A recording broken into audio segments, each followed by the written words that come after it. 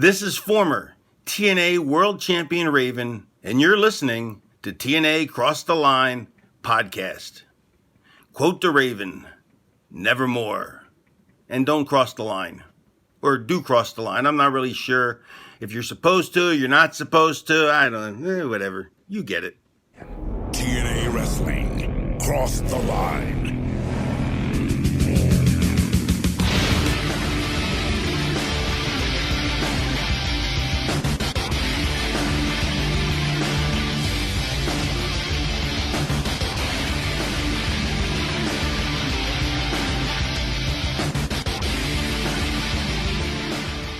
And we're back with episode 110 of the TNA Cross the Line podcast. I am Bob Colling Jr., and with me, as always, is Dallas Gridley. And Dallas, we are headed back to the Asylum for what looks to be a fairly loaded card. AJ Styles, tonight, the NWA-TNA X Division champion, is wrestling not once, but twice against rivals Michael Shane and Kazarian, both of which are non-title matches, with Shane and Kazarian looking to earn a title shot. But aside from that, there are two other highly profiled matches that are highlighting the show, which include a guitar on a pole 10-man tag. Because, by God, we love pole matches if Vince Russo is doing the creative.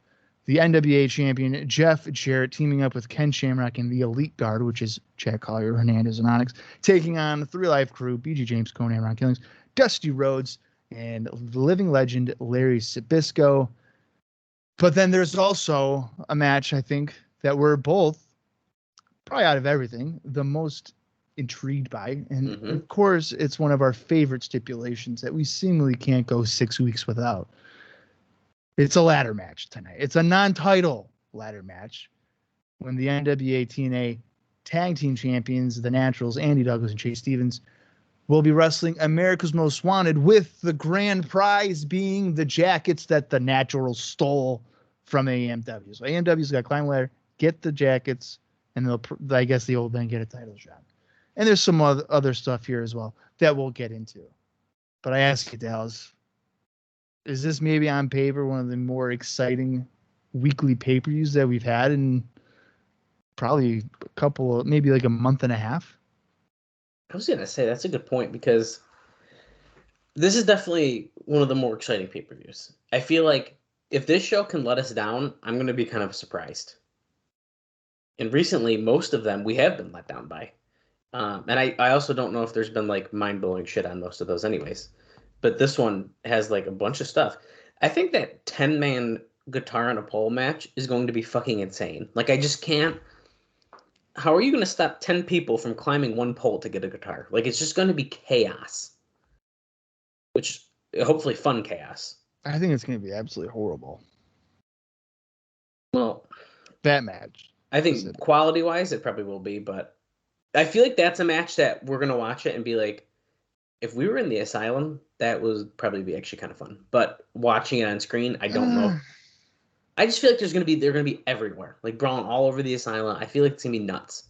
If we see 4 guys on each apron with 1 guy from each team in the ring doing drop toe holds and takedowns, that will be a pet peeve. Because a guitar on a pole, I feel like what you're saying should happen. They should all be around ringside in the crowd. It gets me really nervous because that's a really good point. If it is like that, Larry Sabisco with a spinning toe hold on Onyx. Oh boy, this is insane. A dream match I never thought I wanted. Right. So I could see that being a little frustrating. Like that would be frustrating. Right. It's like elimination matches when they break up the cover. Dude. Why are we doing that? You want the other guys I watched one of those I think yesterday, and I was like, why are they? It was like ECW show, actually. And I don't understand, yeah. An elimination match. Why are you breaking up the cover? It literally makes no sense. But listen, even if that match sucks, 2 AJ Styles matches with 2 other good competitors, and then that ladder match should hold the show together pretty well. And actually, we do know about the 8-man tag team match with Sabin, Red, and Triple X taking on Team Canada, And I feel like that's going to be a banger. I feel like there's going to be some really good spots in that match. That should be really good. And I didn't mention that one just because I was running out of breath. And then there was only 2 other matches that I didn't mention. So I was just trying to... Right. We might not know the other one, so we'll hold off on that one for now, but I don't remember. But yeah, I don't know, man. I'm kind of excited about it. And on our last episode, we just covered Impact, which is arguably have been significantly better, at least match quality wise, to these pay-per-views as of late. Sure. And I've been loving them. Man, I love watching Impact. And it was another good show. It's just simple. It's simple.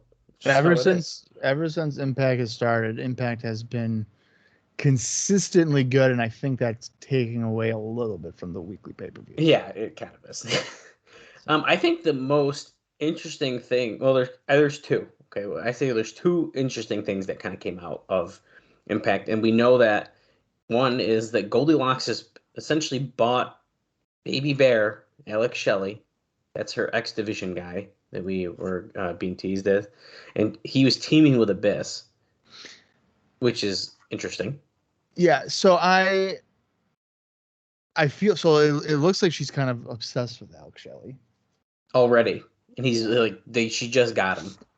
Right, and I was wondering, could it be a romantic type of obsessed, which would then make him like a gigolo? Yeah, potentially. Which I don't know if that is his gimmick. Is it that he's a gigolo? Is it a shot at Buff Bagwell because Buff Bagwell would eventually become a gigolo? I don't know. Yeah, he definitely would. Yeah, it's really interesting. I'm curious where it's going to go. We did see a little bit of Abyss's jealous rage. Well, he didn't really rage, but he was certainly jealous. But you see it in his eyes. Well, yeah, he was annoyed that she was celebrating with Alex Shelley. Yeah, post-match. So, and then also in the opening match, Triple X defeated the tag team champions. Which is important to remember. Very important. And that was of course a non-title match. So Triple X is they got to be coming up next for a title shot after we kind of get through this America's Most Wanted thing. I think either way, they're going to be coming up for that. Also on the show, Kazarian and Michael Shane, they're a new team, a new unit together, which I've been enjoying already. They defeated D-Ray 3000 and Shark Boy. And then that team of Abyss and Alex Shelley defeated Jarrell Clark and Mikey Batts. Then we had the Elite Guard defeating 3 Life Crew, which was shocking. I mean, another whoa, look at that was an upset victory. And that was even with assistance from Jeff Jarrett that we were still surprised. Exactly. And then in the main event, Petey Williams defeated Styles and Chris Sabin in a non-title match, which is also huge for Petey Williams. I mean, we're setting up people in teams and everything in line for title matches, and we are currently in other programs. It's awesome. Yeah, it's good forward thinking. Right, and now Petey Williams did pin Sabin in that match. I think it's important to note. However, Styles, of course, was involved, so it's all pretty well done at this point, I think. I mean, even if you don't directly pin the champion in a multi-man match, you still technically beat him. Absolutely. So, sure, he beat Sabin, but I think that's still a pretty big win.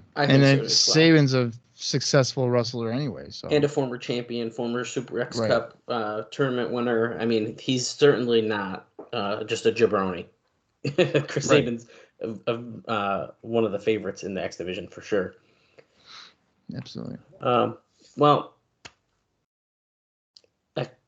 I think that kind of brings us up to speed here of where we were. I don't have a ton of stuff to go over before we enter the show. We got a couple things to touch on about last week's show here from Dave Meltzer, some interesting notes and all that kind of stuff, and then we will get into this pay-per-view, which I of course cannot wait for. Hell yeah, dude! That is right. Okay, so now also on Impact, we saw NASCAR announcer Jeff Hammond, who's also involved in the show. Well, he's also a driver. Is he also a driver? Okay. Yeah, he's not just an announcer. Okay. Well, Dave has him as announcer, and I I don't watch that, so I have no idea. Yeah. So Dave notes here that after all of the build-up, there was zero reaction in Orlando when Jeff Hammond came out. So he notes that he's a huge name in NASCAR and has been in a lot of TV commercials, including a national ad with Big Show for Stacker 2 that ran a few years ago. Which, holy shit, do I remember all the Stacker 2 ads they used to do. I remember that. I remember Stacker 2, the Chef Boyardee. Dude, yeah. Yeah. Stacker 2, like, I feel like I always remember seeing and being like, I don't know what that is. Being a kid, I'm like, I don't get it. Isn't it a supplement? I think it is a supplement, yeah, but it was like, it always confused me. I was like, I don't get what and there's so many commercials of it at the time. Oh, yeah, there was a bunch. Right. Dave notes that he doesn't think there's nearly as great a NASCAR pro wrestling fan tie-in as a lot of wrestling people think. And Hammond's role here is to do one feature segment, the first being on the six-sided ring. So he kind of did like a video of him talking about the six-sided ring, which I kind of felt a little awkward. But and then he also was there to commentate on the main event. He wasn't lost, but he wasn't ready to commentate either. He did end up staying out of the way, and it didn't hurt. And the idea here is that his name and stature will give the show credibility. Whether it'll help, Dave says he doesn't know, but he didn't try and play the star, and he respected Mike Tenay and Don West enough to understand that this was their field, and he was just learning it. Now, having said that, Dave says that he believes it's a plus for the company. Hammond being involved gives the show credibility on the station, and the company needs any mainstream tie-ins it can get. The real game they are in today is not necessarily attracting new wrestling fans right now, although in the long run, that is their make or break, but staying alive and getting TV on sponsorship upgrades. It's more important right now for them to spend money and look the part than actually being a thriving wrestling company. Okay, how in the world would Jeff Hammond give the show credibility? I think it's because, this is my guess, that they're on that sports station, so you have an actual like sports guy on the show where you're kind of presenting your show as more of a sport-like product in presentation with like our countdown and like together. I feel like that's kind of what it's getting at. Okay. But as a sports fan, if I tune into Impact and there's a NASCAR guy giving his analysis, I am not sitting there and saying this guy knows what he's talking about. Well, and because he's a NASCAR driver, not a wrestler. NASCAR driver. Right. Now, as a non-sports fan, I also do not give a fuck if an athlete is on the show. Right. It's just, and like I hate, like, it's just the truth. I just don't care. I mean, right. So like Dennis Rodman was on Impact. Well, not the last one, right? Was it the one before that? No, one before that. I'm pretty sure. Yes. Okay. So, like when he's on that show as a sports fan, I'm not. And this even really goes back to Nitro. I'm not like, oh hell yeah, dude, Dennis Rodman's on the show. I'm not tuning in necessarily for Dennis Rodman. I've never understood the obsession with professional wrestling companies to bring in athletes, to think that they are going to be a major reason why people tune in. If people aren't tuning in to your product, then your product just sucks. Yeah. It's just weird because I also, even if I did watch like any sport, right? And I just don't. But if I did, I don't know if I like care enough to see a single player or someone like that on like a show. Like I'm watching it for like the team and like I want to, you know what I mean? I don't know if I like care enough to see, and like until you have someone who's like a Dennis Rodman who kind of broke the barrier of like I'm just like a sports guy. Like he's like a true like a celebrity. Right. Would I want to see Hulk Hogan playing for the New York Mets? Probably not. No. Because like he's not. Okay, that's an interesting. See, I feel like wrestling fans are kind of weird, and it kind of is like a little different. But like, let's say it was like, okay, Hulk Hogan is going to be on commentary during the Mets game. See, I do think that wrestling fans might actually tune in, but at the same time, it's like, do I care? I wouldn't do it. I wouldn't turn it on, even though I'm not a sports fan. So that wouldn't, in turn, it wouldn't make a non-sports fan watch the game to hear a wrestler speak. And I feel like that's kind of what they're aiming at, but the reverse, right? I think that if an athlete was on commentary, like you're mentioning, that the only reason people are tuning in to listen to him is to see if it's a train wreck. They're not going there to be like, oh, Hulk Hogan has an expertise about this pitcher throwing a slider or a curveball or a fastball. He doesn't know any of that. So like Jeff Hammond coming in and like, oh, dude, Jeff Hammond, the NASCAR guy, he's an expert about hammerlocks. Can't wait to hear him talk about how that hurts. About hammerlocks. Like that's not at all what's going to happen. I want BG James to commentate a NASCAR race. Because there you go. That's the same idea. I don't know. It's very interesting. I'm curious as we keep going, if he gets more involved, if it does end up helping, or what he's gonna do. I didn't think his like 6-sided ring video was like bad, but it just felt weird. Well, and I think it's also important to note that that video was done and there was no crowd in the ring, Yeah, but I think that was to like make it look like a cooler video because they had cool lights and stuff like that. I think that if he did that with an audience, he would have bombed hard. Yes. Okay, so that's what you mean. Okay, yes, Yeah. I totally agree. Like he needed to do it with no one else there. Yeah.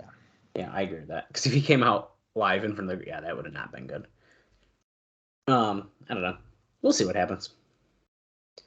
But is what it is. Now, also, what was interesting is after doing a promo on TV the week before about Johnny Fairplay challenging reality show stars. Now, Dave says, I guess this is because of various situations involving Fairplay. He wasn't even flown in for either the pay-per-view or TV last week, and they never taped anything with him, nor mentioned his name all week. So, we're continuing this drama. Now, he has major heat over the D-Ray 3000 incident, which, if you remember, we talked about that a few weeks ago, and essentially he was like ribbing people and was like, yeah, WWE's interested. And they were like, okay, sign D-Ray 3000 for a year. There's a couple of things about that just blows my mind. Okay. Is that TNA was just in fear of D-Ray 3000. I know. Signing with WWE. What would WWE even do with you? I could never picture D-Ray 3000. Who knows, man? In WWE. Like in the cruiserweight division? What? I guess. I don't know. Like what? I don't know, dude. I have no idea. I feel like he would have been a guy that would have been in OVW the entire time that he was signed to WWE. The fact that they panicked signed, allegedly, I guess. Allegedly, well, that's true. Allegedly, yep. Allegedly, this panic signed D-Ray because of Johnny Fairplay is hysterical. Yeah, it's so funny. And he goes on to say that even his few supporters that thought he meant something mainstream have changed their minds. And while this can change since they signed him to a good contract, I think the idea of him wrestling reality stars is dead again. So they did this whole promo on Impact that he wants to challenge all people, but now it is potentially not even happening still. Yeah, I mean, I can't say that I'm surprised. Well, yeah, me either, but... Because I bet you know what? It probably would have been hard to even find someone anyway. To find reality stars to do it. Right. That are noteworthy. Exactly. Which we discussed a lot of like, who could they even do? But here's Paul from Big Brother. He was eliminated 12 out of 13. And now he's on the show to fight Johnny Fairplay. Like, no. I told you they got to get people who were eliminated in like first episodes so that it's like truly like no one knows who they even are because they're like eliminated in first episode.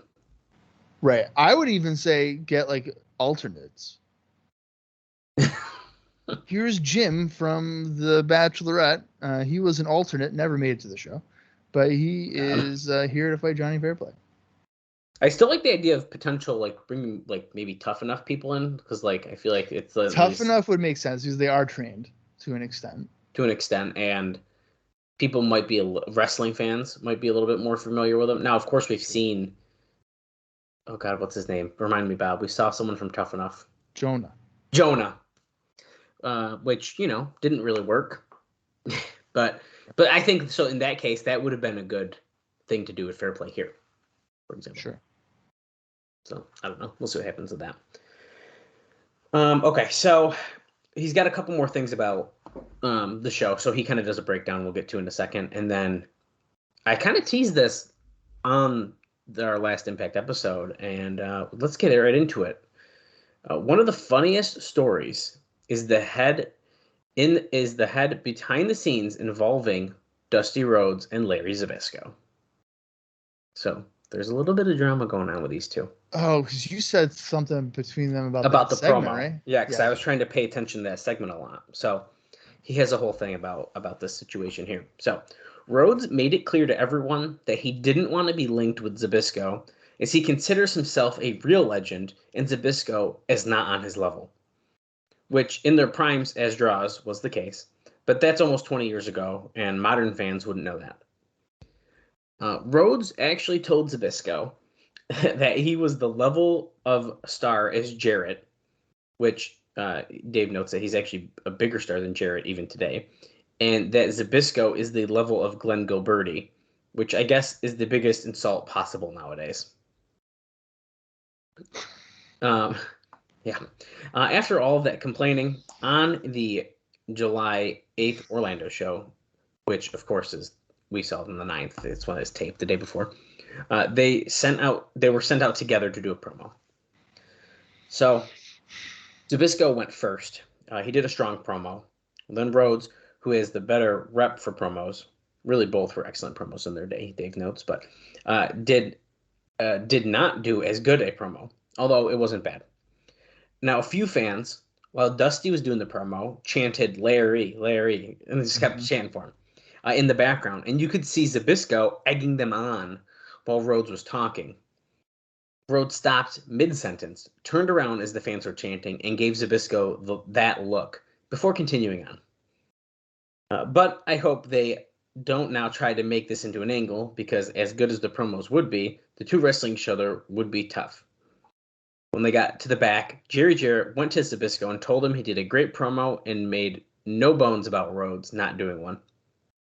Considering Rhodes was supposed to talk about Jeff Hardy in his promo, and ended up forgetting or simply not even bringing up his name. When the promo was over, my only feeling, or Dave's only feeling, I should say, was it was a shame they are old. Zbyszko's only problem is that he looks old, because he knows how to do a promo and makes you believe he can, and will hurt you even now, but the face and body don't go with it. So yeah, there's some tension going on, and Zbyszko's egging on his fans, and Dusty wasn't really enjoying that during that promo last week. Okay, so I have a maybe controversial statement. Okay. And I might lose credibility, but this is more so a question. Could the argument be made,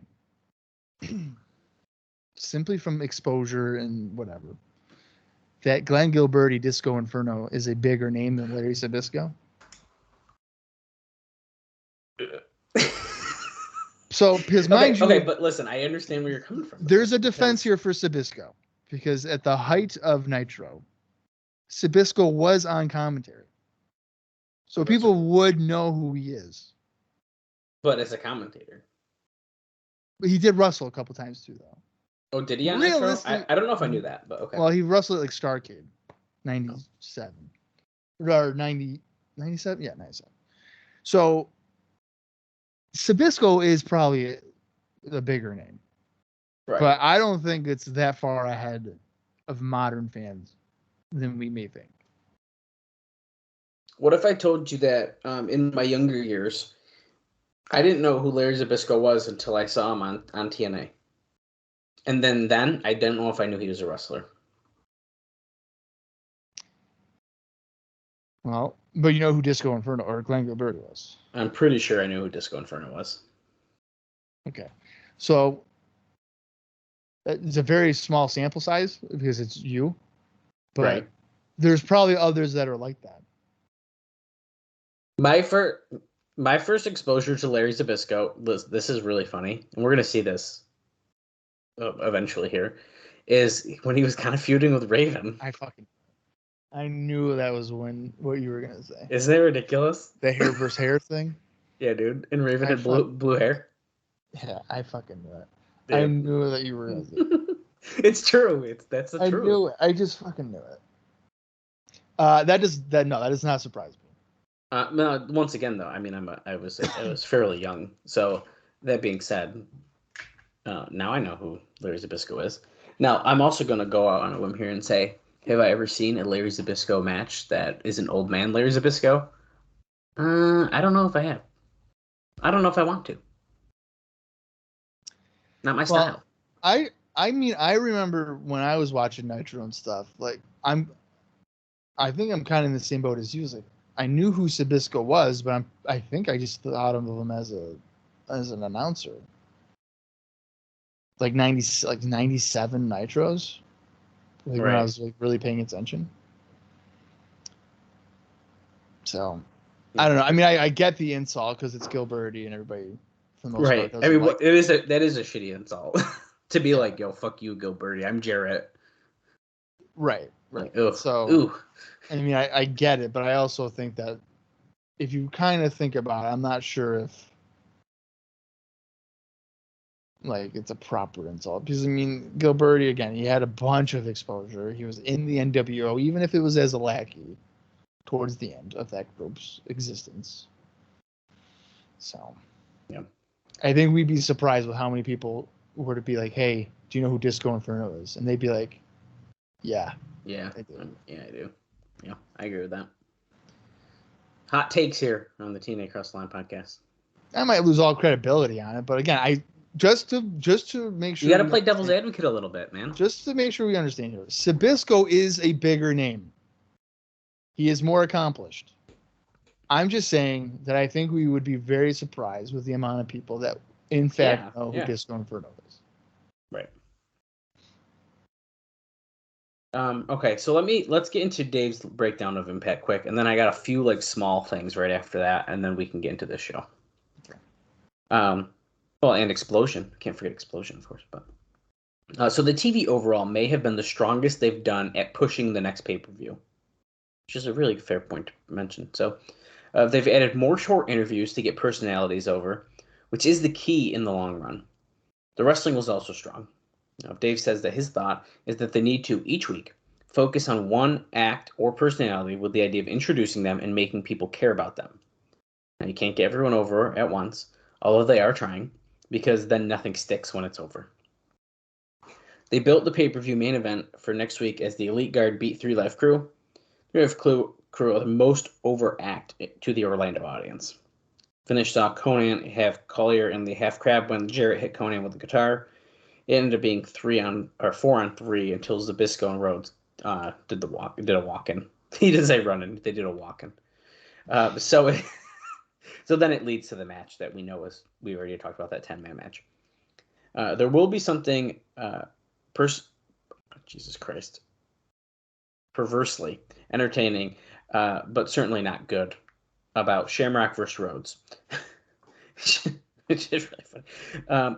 Shamrock brought several of his kids to Nashville, but didn't appear in Orlando. He said due to his family situation that the most part he can only work one show per week. He's only in for a few more weeks max. So I think it's really important to keep in mind here.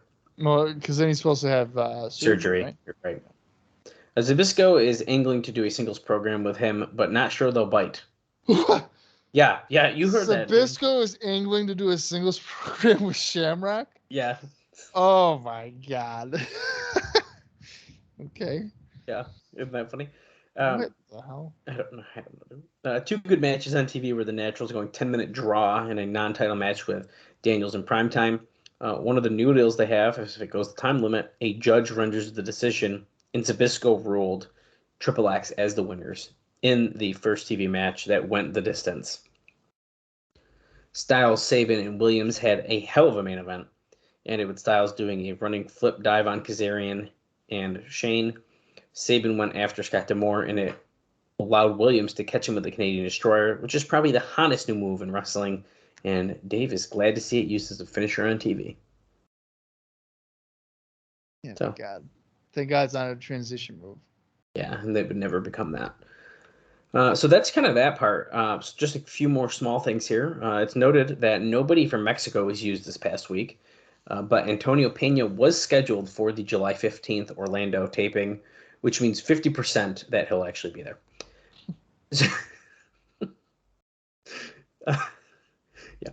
Yeah. We hope he'll show up. We hope he'll show up. Due to all the injuries from his years in the ring, particularly shoulder problems, Jerry Lynn is actually doing a lot more backstage work, similar to Shane Douglas, working as an agent and helping lay out matches. So Jerry Lynn is still involved with the company. He's just not working matches as often. Oh, and one more thing. It's noted last Impact, we didn't have that. We had 750, I believe, again, instead of 850 in the studio. And apparently the weather was not the best again. So that is a little bit to blame. Just saying. Okay. And then my final note before Explosion is that there will be a meeting this week in Orlando regarding the NWA name. Now, TNA signed a 10-year deal, giving it the rights to control the NWA World Heavyweight title and Tag Team Championships, even though TNA is not an NWA member. TNA called the meeting with the NWA to talk about the contract. At this point, they have dropped all references to the NWA name, except as it pertains to the two titles. I don't even know if I've noticed that. Isn't that crazy to think about how subtle it is that we're not even noticing that they've kind of blown that off? I find that really interesting. But no, I agree. But I mean, I feel like it's the right thing to do because I feel like if they were to focus on the NWA thing, it kind of would make them feel old. Well, that's what I was gonna say. You're focusing on like a dead brand, right? Well, we'll see what happens if we drop that name anytime soon. Okay, so Explosion number 87, according to Cage Match, which was taped on July 14th, 2004, and it aired on July 17th, 2004. And it featured the following 3 matches.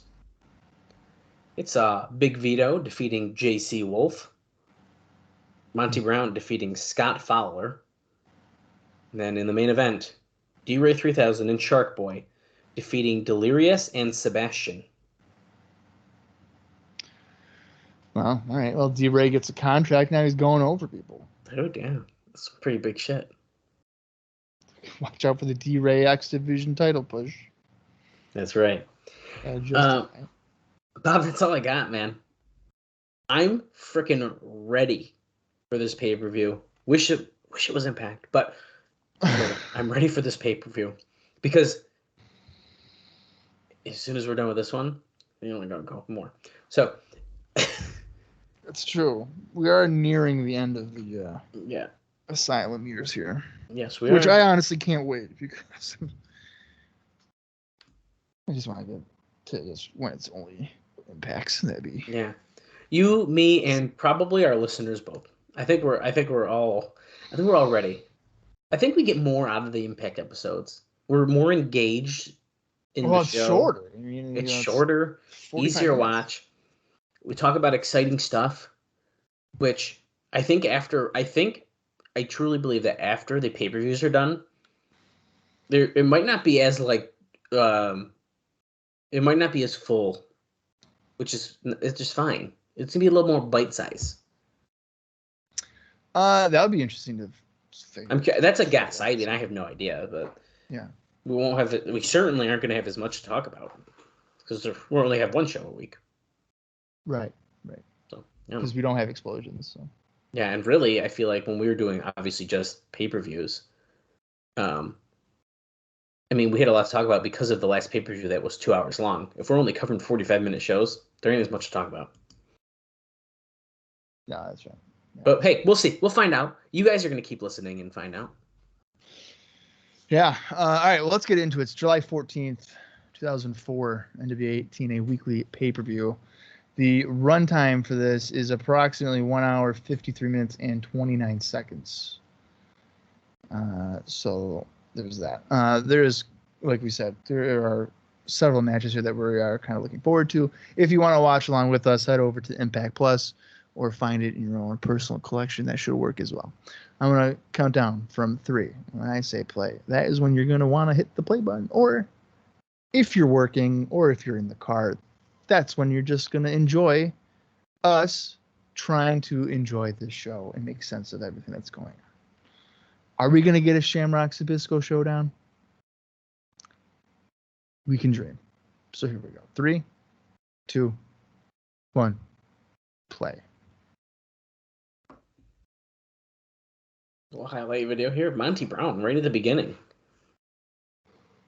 Oh, that's right. I forgot about this. We had a little bit of a confrontation on last pay-per-view with Monty Brown and the King of the Mountain, Jeff Jarrett. You may be the King of the Mountain? I mean, if that's not a tease to a potential singles match, I don't know what is. Look at him smelling D'Lo, and then, of course, D'Lo got fucking pounced through a table. See a flashback to the Gauntlet for the gold.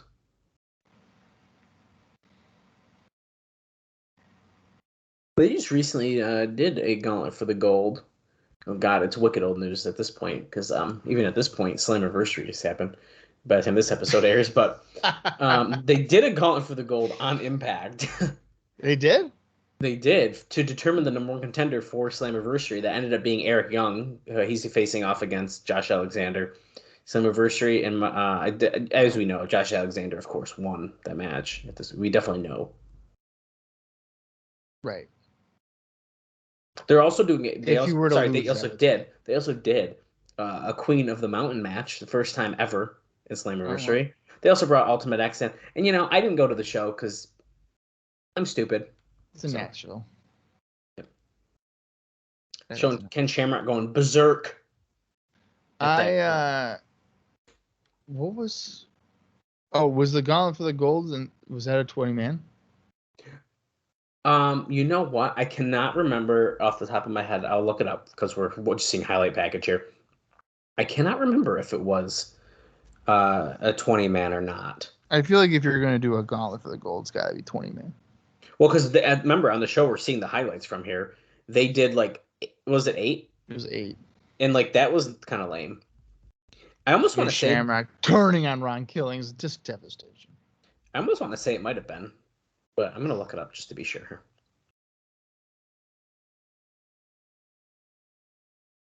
The problem is I also don't remember exactly which show it was. Because they tape it so weird. It doesn't help me.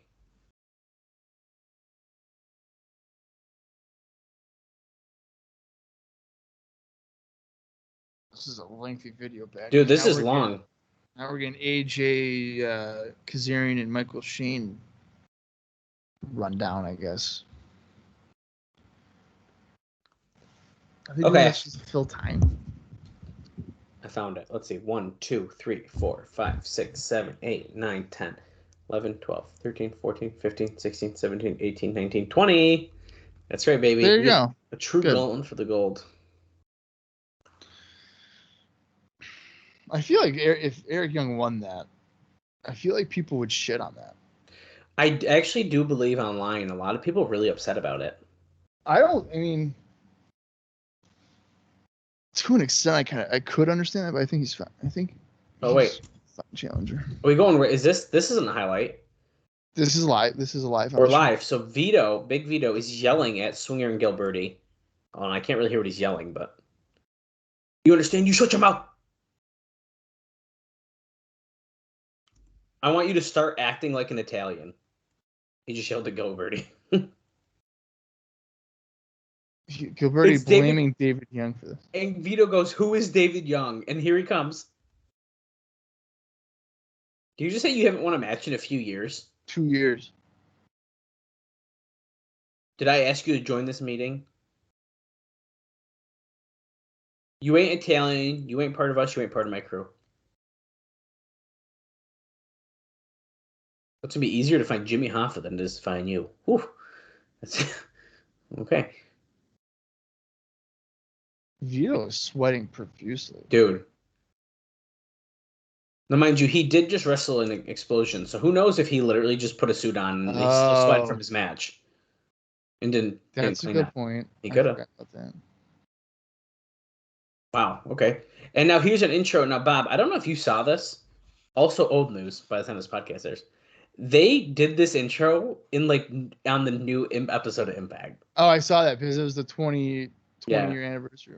Dude, I pooped my pants. It was crazy. I thought it was fake. I thought a fan made it. So did I.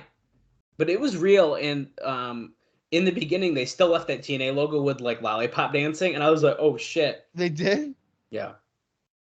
Hey, we actually just I saw a tweet from someone. We got a follow. Well, we followed him and he followed us back. One of those Sabinites in the audience there that holds up those Chris Sabin signs. No way. Yeah, dude. That's funny. What's the attendance for this, Dallas? I'm gonna say 900. Oh, thank you for reminding me. I was going to ask you. We are actually at 1,200. Wow. All right. Well, people are probably listen, man, if there's a Shamrock Sabisco showdown, I gotta be there. We haven't been under 1,200 since, let me see, man. It's kind of been a while. Okay, the last time we were under 1,200, we were at 1,000 on June 2nd. Besides that, we've been 1,200 and up. There's one indie note for this match as AJ Styles is making his way out, and that is AJ Styles back on July 10th defeated Rocky Romero for PWG, the reason for the season. Wow. In Los Angeles, California.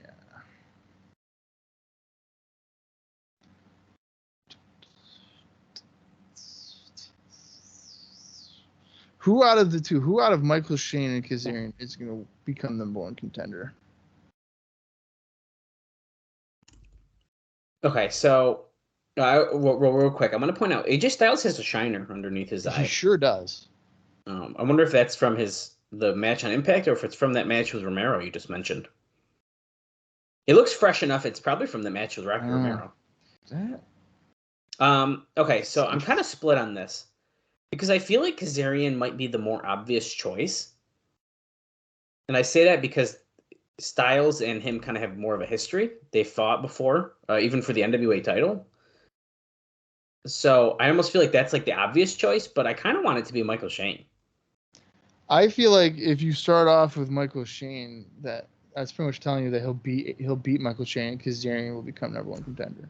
I think that's fair. And now remind you to remind everyone, they're also trying to get AJ Styles out of the X division. This isn't even just to get the title; they want him gone.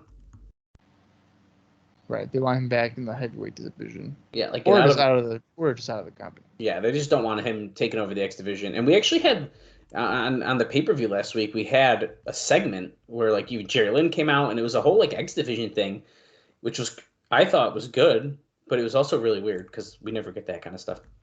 Yeah. Oh, Styles gets tossed to the floor, and he grabs the foot of Michael Shane, pulls him out. Been doing lots of punches here. Michael Shane got a drop kicked a minute ago. He was begging off. Now we're just slapping him, giving him some chops ringside. Whips Michael Shane against the guardrail. Right at the north side there. There's north and east right there. Right there. Northeast. Even though technically, wouldn't that be northeast since the other side is probably... Or is that both the corner, both east? Oh my God. Oh my God. Styles just grabbed Tracy around the throat. The TNA Francine. Yes. Who you can see, she has a sheer belly showing. Her belly, part of her shirt is sheer. If we were on Impact, she'd have a button-up white shirt on where you couldn't see that. Absolutely.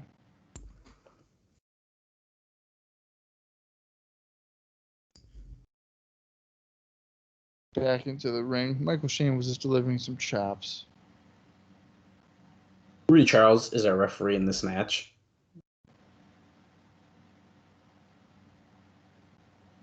Get him, AJ. Forearm. Knee lift by Michael Shane. Oh, off the rope, comes back, up and over. Michael Shane is behind Styles, and Styles swapped it. Standing switch. Couple back elbows to the head of Styles. Michael Shane off the ropes, comes back. Leapfrog by Styles. Catches him from behind. German suplex. Styles lands on his feet, comes back, drops all. That is just phenomenal.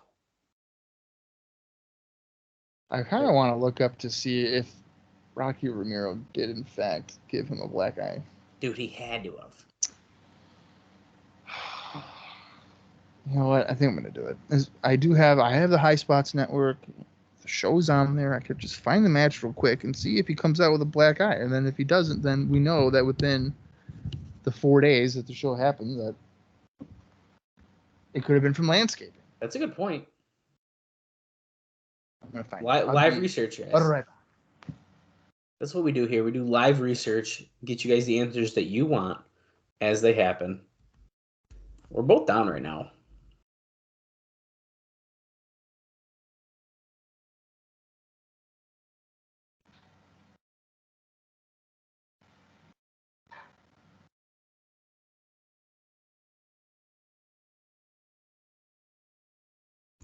Oh, little Alabama slam right there.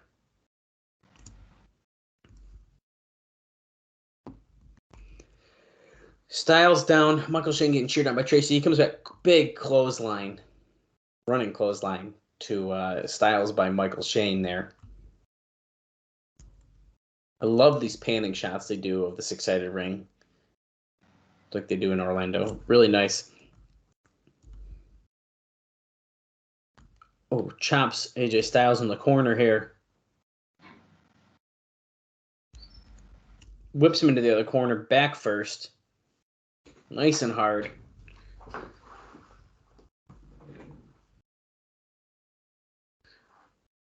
He's getting booed. The crowd is not behind Michael Shane here as he beats down on our X Division champion more. If you guys are following along, we're at 11 minutes, 33 seconds into the show so far. Backbreaker to Styles, right over the knee. Gets a 2 count.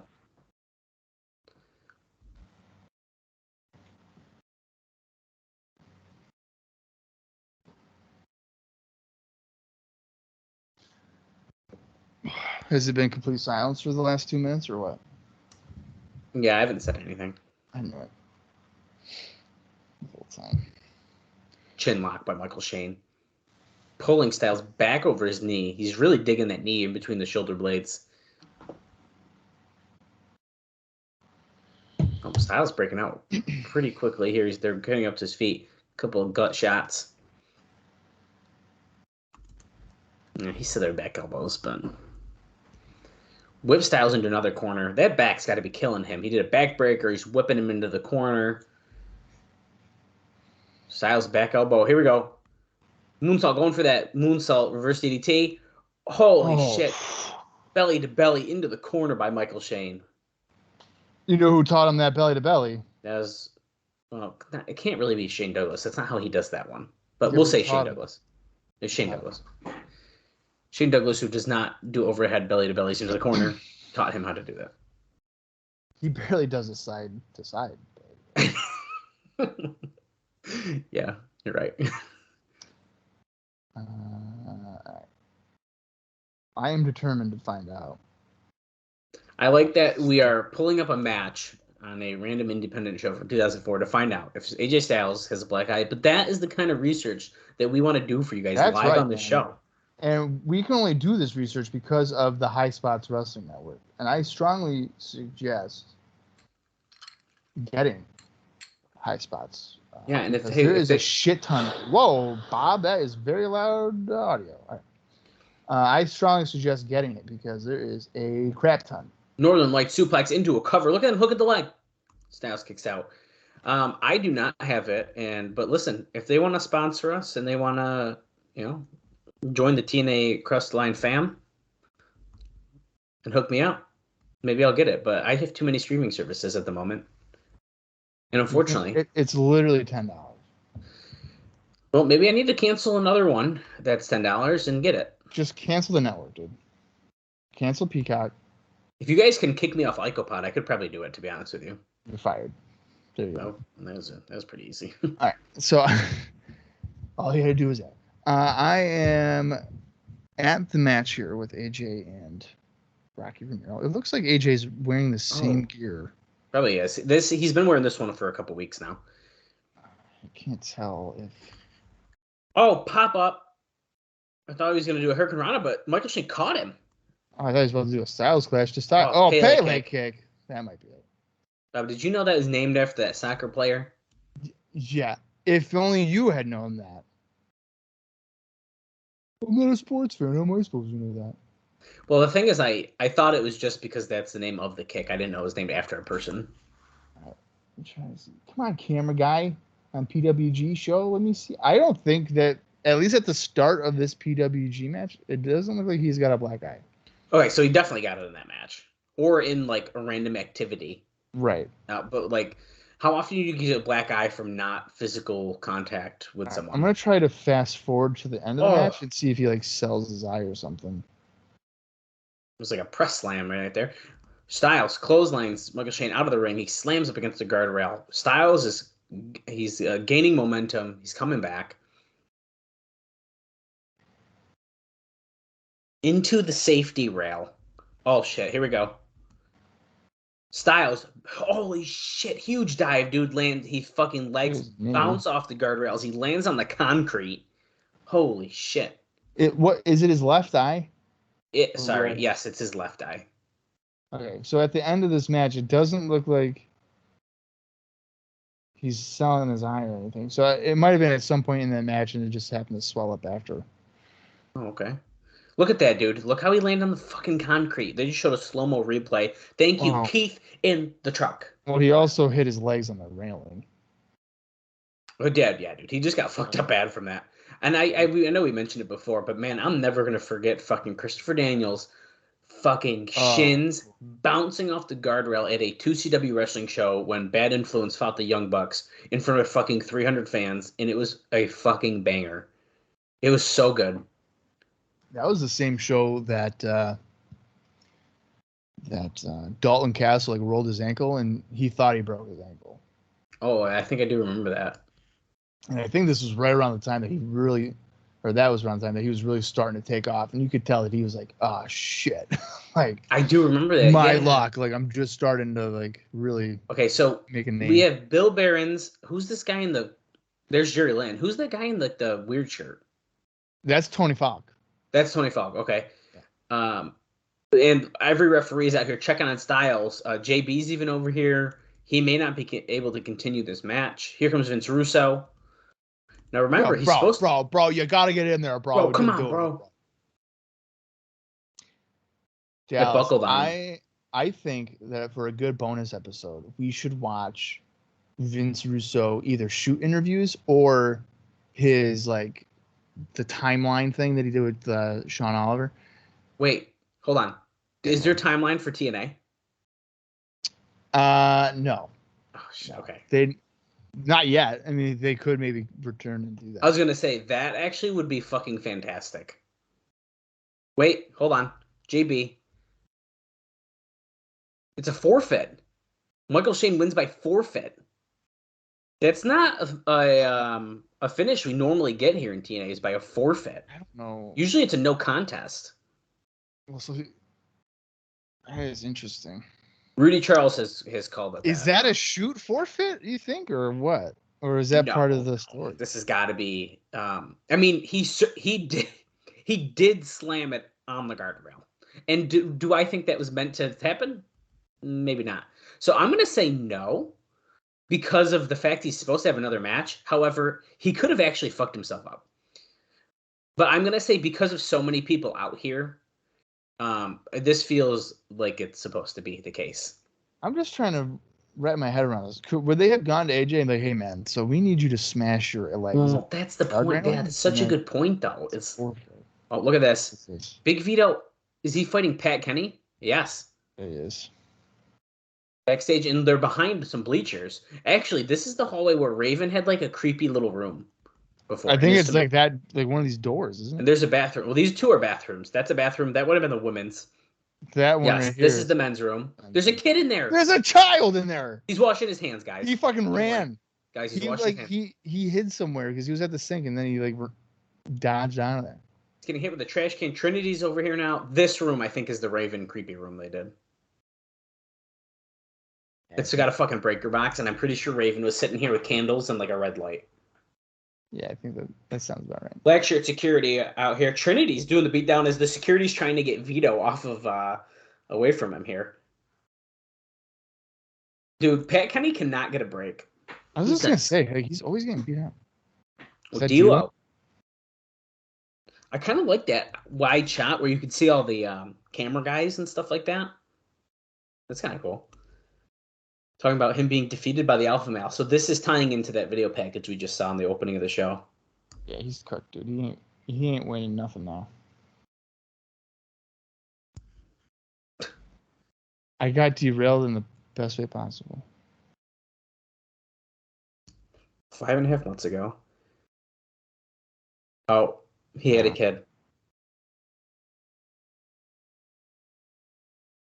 She's so beautiful. How long, beautiful hair. Unlike me, who has barely any hair. She's 5 months. How does she have long, beautiful hair already?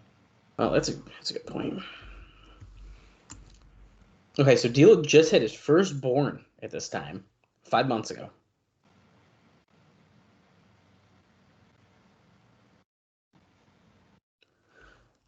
Oh shit! He's got to get out in 15 minutes to catch a flight, so he's not even going to be on the show tonight. He's just came in to do this interview. It's the way Tenay said that. It seemed like as if Tenay was suggesting that he didn't want to be there.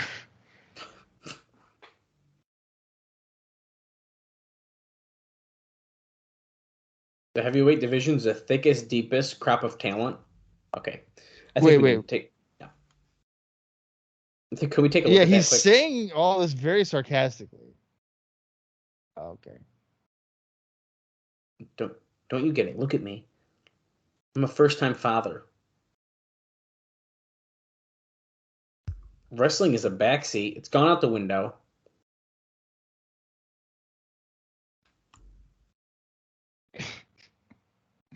Is D'Lo about to turn heel because he's a dad? Dude, I'm kind of getting that vibe, which is like really odd.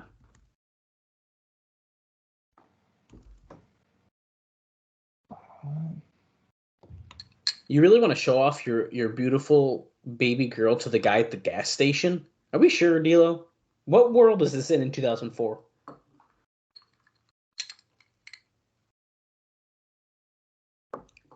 Okay, so D'Lo's basically saying like he doesn't want to leave his family.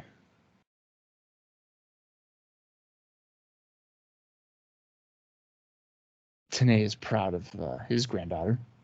Because they call him Papa, and he smiled, and D'Lo's like, "That's exactly what I mean. That spark." I wish D'Lo would be like, "I'm gonna smack Kayla in the face," and then Tenay's like, "You what to D'Lo? Bro? You're gonna do what?"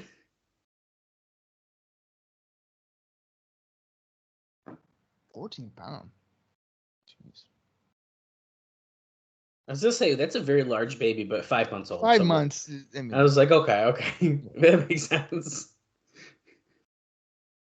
Cleaning poo-poo diapers. That needs to be on Wrestling Out of Context. I love those pages. Have you ever seen those pages? Yeah. There's like all different ones, but that clean diapers. That would be such a good clip for that. So it looks like D'Lo is taking a hiatus here. He's gonna go hang out with his kid. Well, I want to talk about that a little bit more, but David Young is confronting Mike Posey in the ring. He's grabbing him by the collar. Manhandling Mike Posey. Are we about to see Mike Posey versus David Young, Bob? I mean, are we? Oh, wait, here's Swinger and Gilberti in their outfits. Wait, they're pushing Posey too. Wait, this is a $10,000 fine. They're putting their hands on an official. It's not in a match, though. There's no bell. Okay. Look at this. Gilberti and Swinger. Oh wait, he rolled out of the bottom of the ring or the bottom rope. Posey's trapped now. Now he's going under the ring again. Is D'Lo actually gone? Like, is this done? I'm gonna say that the next time we see him, he is part of the Aces and Eights. Holy shit! Wait, for real? I think so. Mike Posey's got a fucking broom and he's whipping Swinger and Gilberti with it. And it's breaking on every. Mike Posey's becoming the most over person in Nashville. I'm just saying it. Yeah. I wonder if he was working for Burt though too. So this crowd might. Holy shit! Okay, well he got speared. Who's coming out to save him? Oh, there's Shark Boy and D-Ray, of course.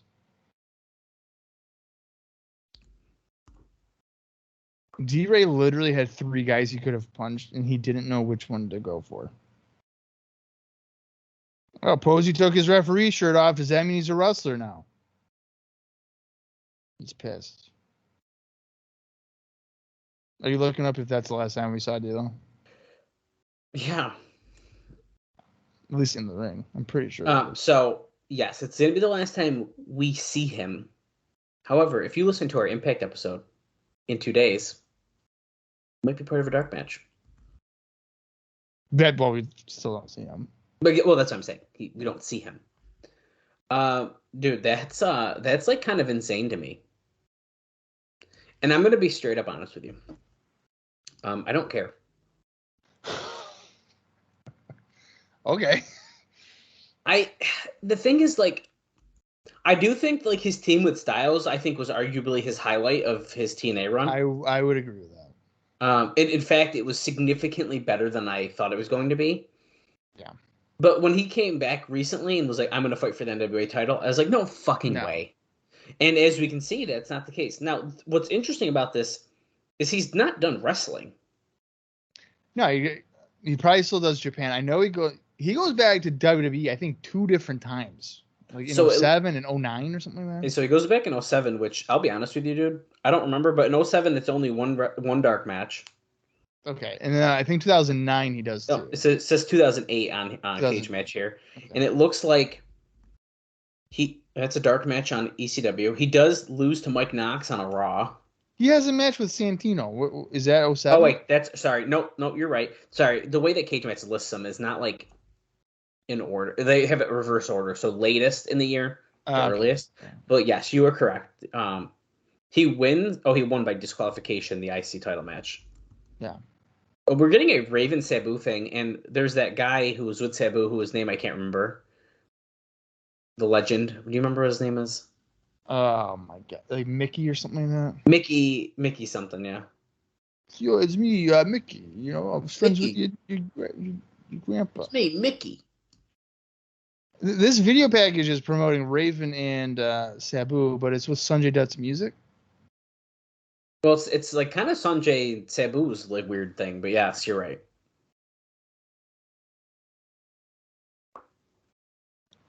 Oh, for that, Sabu was psychotic. He is pissed. D'Lo going back to WWE. I do not remember this run at all. It's mostly house shows. That's probably why. Yeah. And then yeah, dude, he literally comes back in 2013. Holy shit! Wow. What a weird exit promo. Okay, coming to the ring, accompanied by Goldilocks. The team of Baby Bear, Alex Shelley, and the Monster Abyss. Now, Goldilocks is coming out here in a leopard print dress with a fur scarf. Alex Shelley has like an Elix Skipper long leather coat on. And there's Abyss following behind. The Forgotten Man. I know. She is filthy rich. See. This is...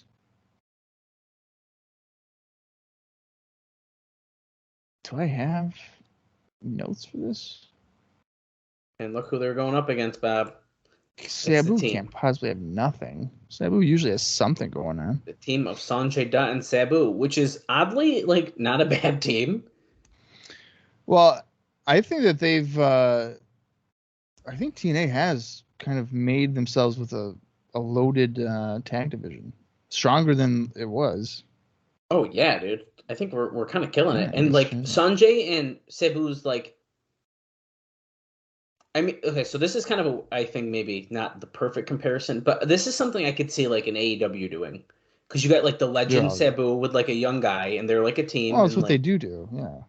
well, they usually do like managers, but you know what I mean though. Well, It's Sting and Darby's like a Sting and Darby, yeah, yeah.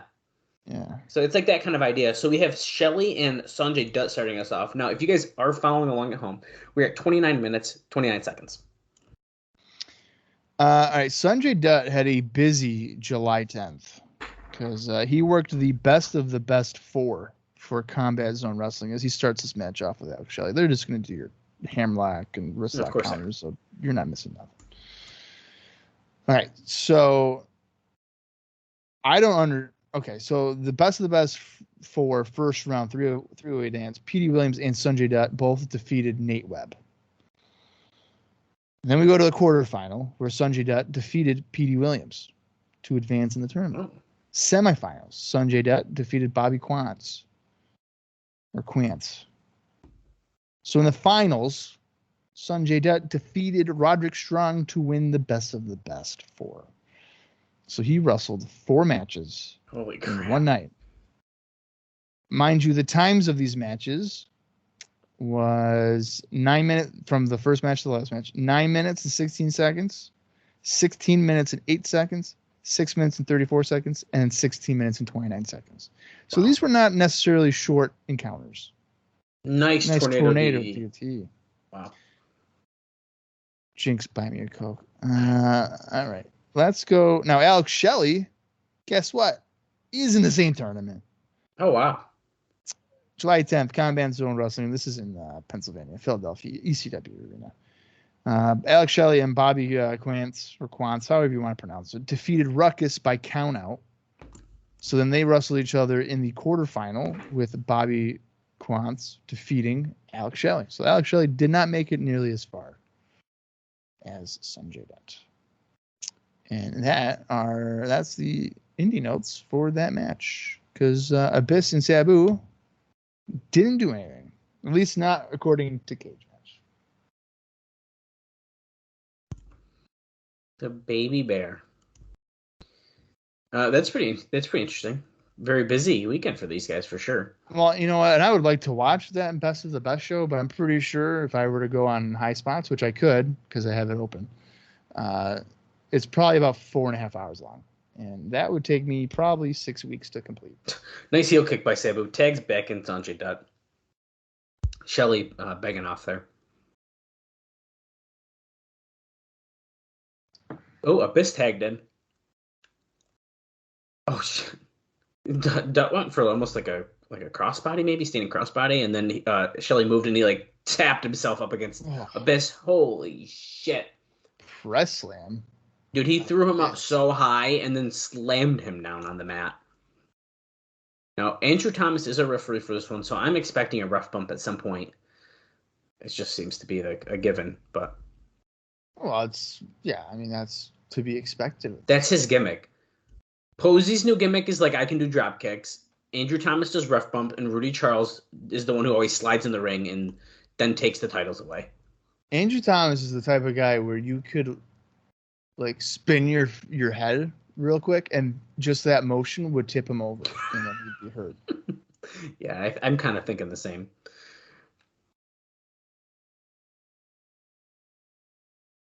What the fuck? Abyss did not know that was going to be a tag. So Shelly had like a headlock behind on Dutt, and he put his foot up on the rope, and Abyss grabbed it as if it was like to help get leverage, but he must have said like tag, and he just like tagged him. It's kind of awkward. Sabu secretly just got a chair. He threw it on the floor so the referee didn't see him. Abyss splashes Dutt. His shirt's open again. I'm just saying, there's an action figure with his shirt open, and I totally understand why now. I don't have it. It's from this show. Well, it's a little bit later. It's probably actually really based on, I'm going to guess early 2005. Because of who's in the pack with him, but.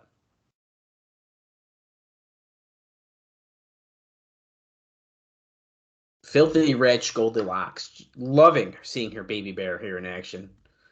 Oh, I like that. It's clothesline right into a backbreaker. That was pretty nice. Dutt's pretty damn good. Look at this replay. Ready? Snap. Done. Crack, pop. Mm-hmm. Rice Krispies. Sabu. I think Sanjay and Elix Skipper are two guys that grossly underrated. Yeah, I agree with that. For TNA. Holy shit. Sanjay Dutt with a fucking missile dropkick to Abyss's face. Oh, pops him up. Oh, he's going for a powerbomb, but he gave him a hurricane on Abyss and Sanjay to the floor. Shelly with a back elbow onto Sabu.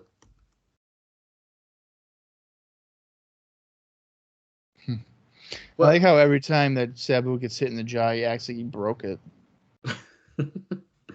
Abyss is going under the ring. Now, I don't know if we've talked about this before. Do we know what Shelly's background is? Like, is he like a BCW guy or something like that? Do we know? I can look it up for you. I just don't know if we've talked about it. We probably did a little. I don't think we did, because when he made his like debut or whatever on Impact, it was not. It was like a extended squash. There was triple jump moonsault by Sabu. And of course, Goldilocks is distracting the referee at this point, which means Abyss. I'm assuming Sabu going for a cover, but no. Of course, referee's distracting. All right, so Alex Shelley. Now again, this is all according to Cage Match, so it might not be fully accurate. He's got a chair. Oh. He could have swung that like 3 different times. Dude, I know. Throws it. So it looks like he just hit Shelly. He probably doesn't even care. No, he acts like he did, but he doesn't. He doesn't. Okay, go ahead. All right, so Alex Shelley, it looks like his career started in 2002, and he was working primarily in Michigan for Greater Lakes Wrestling. Michigan makes sense. Never heard of that company, though. He was known as David Decker at one point. Huh. Is that right? Yeah.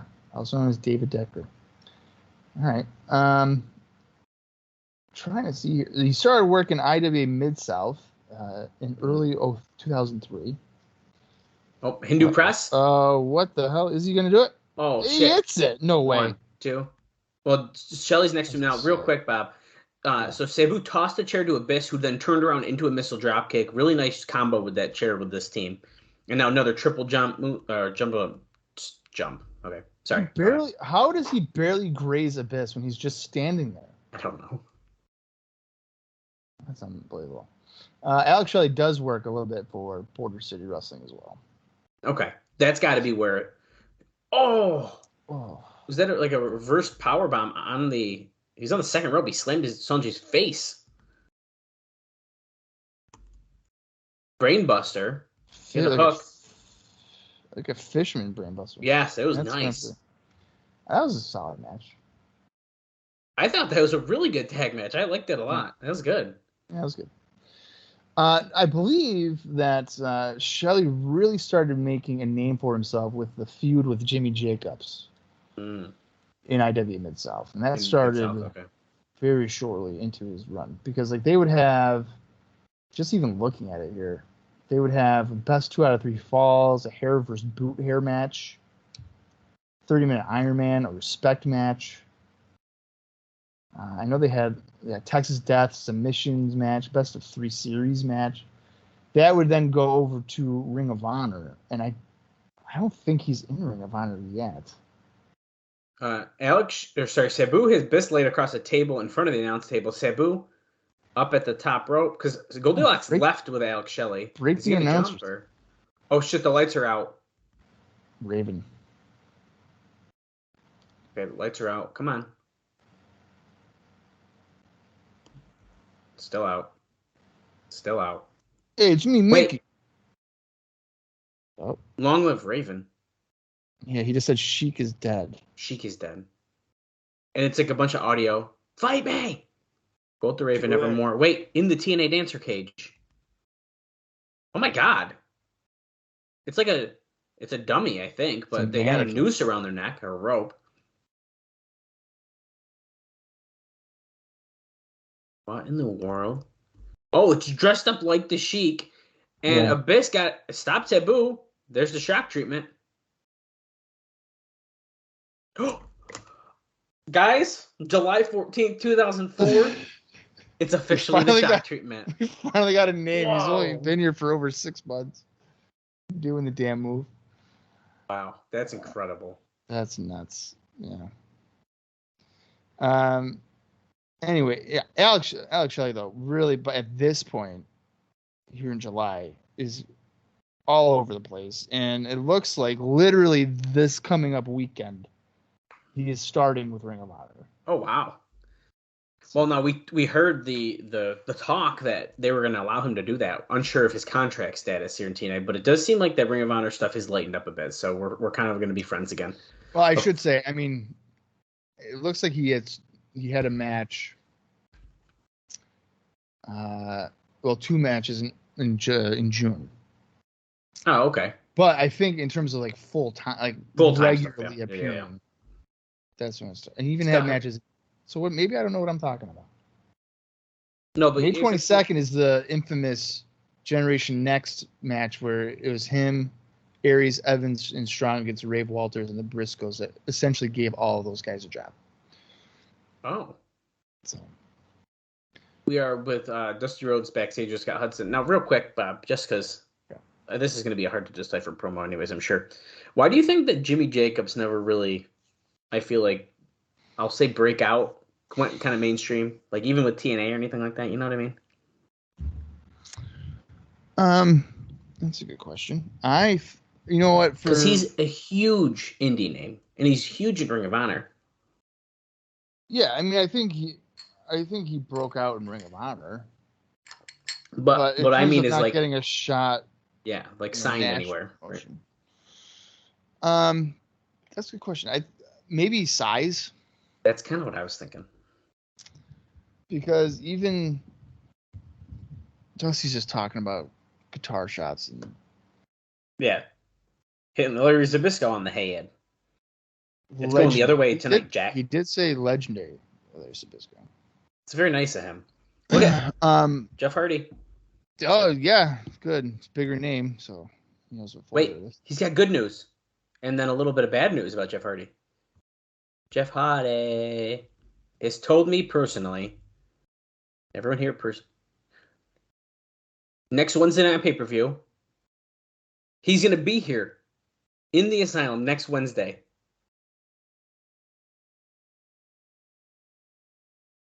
Oh, shit, Bob. Well, it's good that they're actually promoting it. That's a big deal. Okay. Say it. So it's an invitation to come to the Asylum. Now, we'll know whether he takes the contract and signs off on it. That's a different deal. So we're going to see about that next week. What is in there, Dusty? He's going to tell Scott Hudson and the whole world what's in here. On Impact. Yeah. I'm a rock star one time. Here's what's in here. I ain't telling you this week. And then he walks away.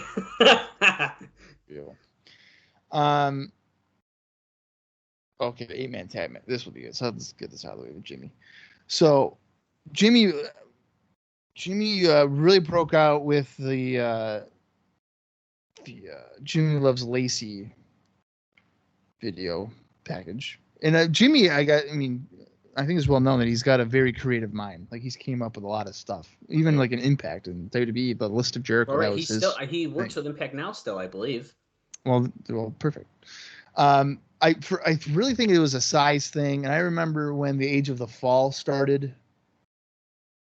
So that's 2007. That's my first exposure. I'm pretty sure it's Age of the Fall. To Jimmy Jacobs. Our friend Jeremy showed me the video where he's cutting the promo with, I believe, one of the Briscoes hanging above him, and he's just fucking bleeding all over his white suit.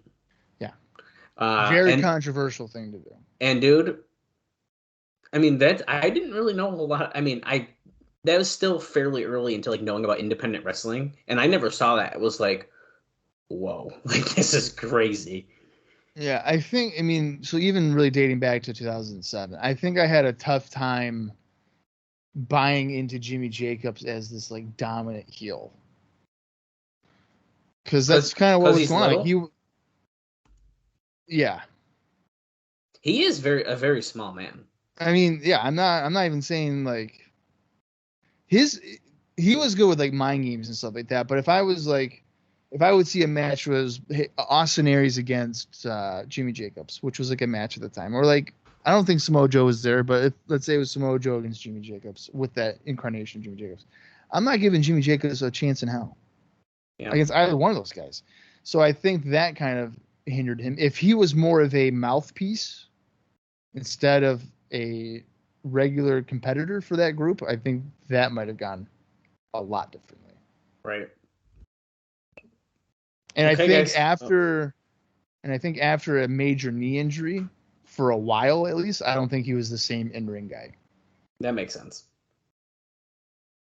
We were kicking off this 8-man tag match with Team Canada against Triple X, Sabin, and Amazing Red with Primetime and Johnny Devine.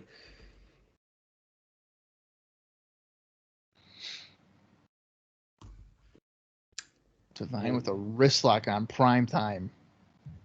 Is it safe to say there may be a lot of indie notes in this one, or are we not thinking that's the case? I think you'd be surprised if there is not. But well, we know Skipper really barely does anything. Literally Skipper hardly. Again, this is according to Cage Match. They could very easily miss somebody, but almost certain that there's only two. I'm gonna double check the Triple X in the ring with Eric Young. Canada guys, because I might have not clicked on their individual names.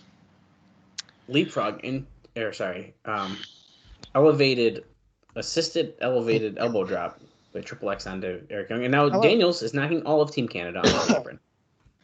So Christopher Daniels on July 10th. Again, this is for Pro Wrestling Guerrilla PWG. He teamed up with Bryan Danielson to defeat Ricky Reyes and Samoa Joe in 21 minutes and 39 seconds at the Reason for the Season.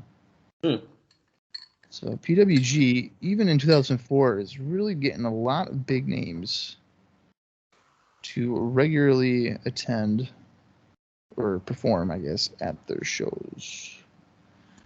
Let's see if Eric Young. I don't think he did anything either. No. All right. Petey Williams, as I've noted, was involved in the best of the best four, and it's really the same thing. He lost to Sanjay Dutt after Petey and Sanjay Dutt both defeated Nate Webb. So Petey Williams made it to the quarterfinals of that. And then I'm going to last check Johnny Devine, because I don't think I clicked on his name either, because I am a moron. And it looks like, by all accounts here, that Johnny Devine did nothing as well. So yeah, you would think that a lot of these guys would do something, but it's just not the case, according to Cage Match.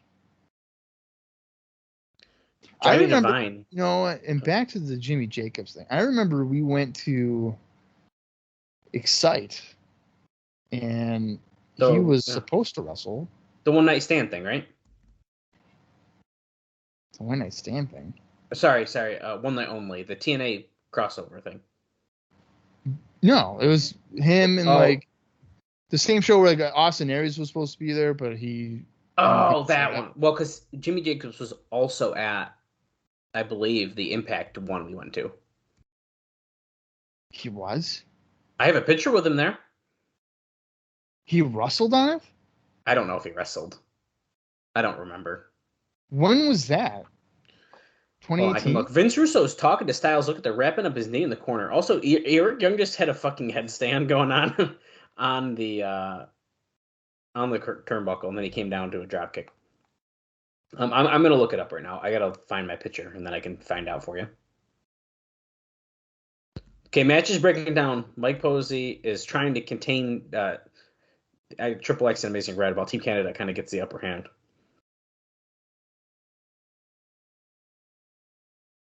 Of course, the freaking date is like wrong on it. Yeah, but see, there's me and Jimmy Jacobs at the show because there's Eli Drake in the background. So when did we go to that show? I gotta try to find a date. It's so annoying that it has the date of the album, not of the image. Give me a second. I'll find it. Okay, because in 2016 he doesn't wrestle at all. He probably didn't wrestle. He probably was like ringside or something weird like that. Well, he's a producer too, so I mean he. Okay, I found it. It is August 25th, 2018. Okay, you want to know the card? Or you want me to just tell you about if he wrestles? Okay, he does not wrestle. I was gonna say there's no way he wrestles because I would have remembered. So he was just there. Yeah. We actually kind of got screwed at that. Wasn't he mostly just? He was mostly just a manager there anyway, wasn't he? On TV for Impact. Yeah, I mean, I don't think he really wrestled a whole lot.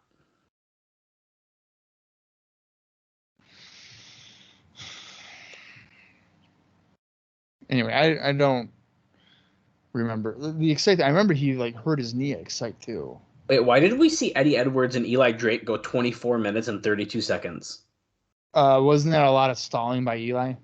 I'm sure it was, but that's ridiculous. Clothesline by Skipper. Clothesline for Divine too. Spin. Love that. Love those spin kicks. Oh, Rude coming in with a clothesline, and then he gets an insert by Daniels. Okay, this match is truly breaking down now. Petey counters that powerbomb into a tornado DDT. Insert by Red. He doesn't hit all of it. Swipes the leg. Red Star press. And then here comes EY. Wheelbarrow into a neck breaker. Love that. Toe to war. Are all these guys wearing red? I gotta see Sabin again. He might be the only one who might not have red on his tights. Every single other person is wearing red and black. Besides Daniels, he's got red and white tights, but he's got black boots. Basically, this match is Team Canada. Split leg moonsault to the floor by Daniels to Rude. That was awesome. Here comes Divine. Holy shit, look at that moonsault. A traditional moonsault. Real nice. Primetime with that corkscrew plancha. Eric Young's about to do something? Yeah, what's he going to do? No. Damn you, Sabin. He's got yellow, black and yellow. See, he's always got to just ruin the fun with matching gear and everything. Look at they're both skinning the cat. Oh, no, but look, Sabin instead caught EY with a, well, I guess it's kind of like a head. It's a head scissor. A head scissor, right? Yeah. Uh-oh. What is Red doing? Red and Petey Williams are on the top turnbuckle. Of course, everyone's brawling right underneath them, so this is probably... Yeah, but they're kind of a little bit more spread out than they probably should be. Okay, Bobby Roode was like, fuck that, I am not doing that. And he, stepped aside when they fell. There was a clip I saw on Twitter where a guy did, a dive, and it was literally 8 guys, and no one caught him. Oh, my God. I was like, what? How is that even possible? What a nightmare. Not catch someone when there's 8 of you. Ooh, Red threw Rude right into the post.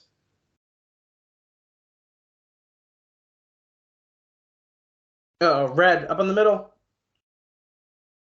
Oh, swinging flatliner. Right, and here comes More up on the apron, gets knocked off by Red. And here we go, Red climbing up. Nope. Gonna get up? No, he gets shoved up by D'Amore. D'Amore spanked his butt, and he got fucking thrown right off. Well, that's a forceful little strike. Johnny Devine is reminding me of Sean Stasiak today. Oh, Canadian Bomb, and I don't know what they call that tag move. There's 2 covers, but they're saying that Skipper pinned Divine, which I believe they were the legal men. Posey did focus only on 1 pin, not 2. So thank God this is not like a double pin situation, because we've gone that enough times too. I'm pretty sure that those 2 were the legal guys. I might be wrong about that. When they get crazy, you forget, but I don't know how you fucking keep track of that. I don't.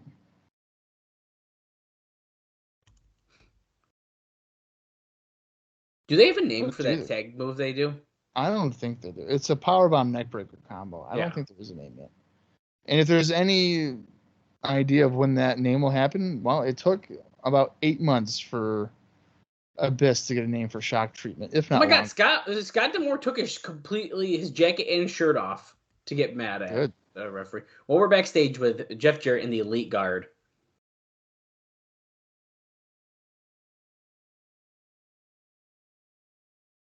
Okay, do we think that the King of the Mountain and the Lion of the Octagon can function as a team? Can we coexist in the match tonight? Absolutely. Absolutely.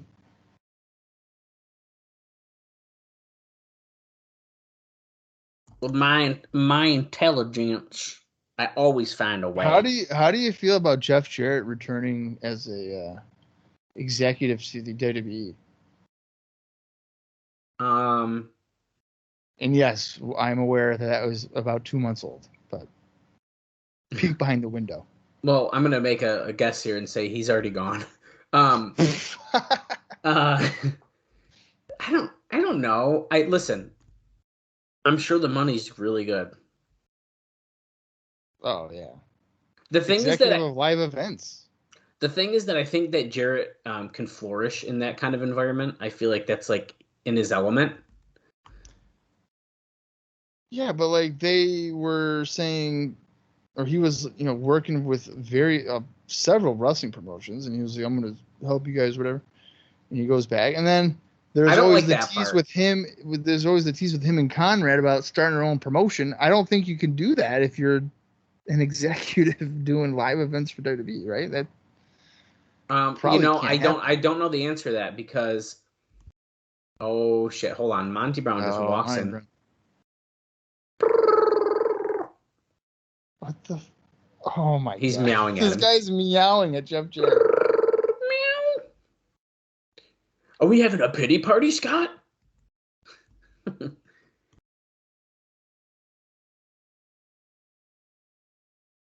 Wah, wah, wah, wah.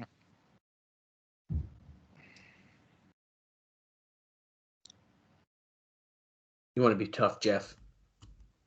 You think you're tough, Jeff? This is about the alpha male. You don't have to worry about Hulk Hogan, brother. Oh, he does the woo? Or Sting. Or Jeff Hardy. He does the taunt. He did the arm taunt. You don't have to worry about the most dominant male on this planet. Oh, he's smelling him. Sniffing him again. He's getting his scent. I smell fear. Oh. I smell the same fears I smelled last week. I knew it. You stand there and stare at the alpha male in his eyes. I take that as a blatant act of aggression. And now I got a problem with you. Now you got something I want. And Jeff Jarrett, you are one pounce away from me taking it.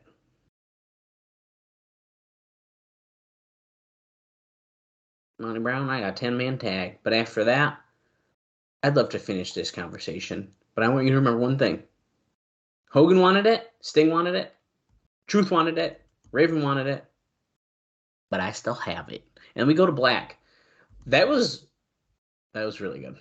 I'm telling you, man, that's got to be a tease for Monty Brown and fucking Jarrett. Well, that one is a direct. I mean, come on. I want your title. The thing is, okay.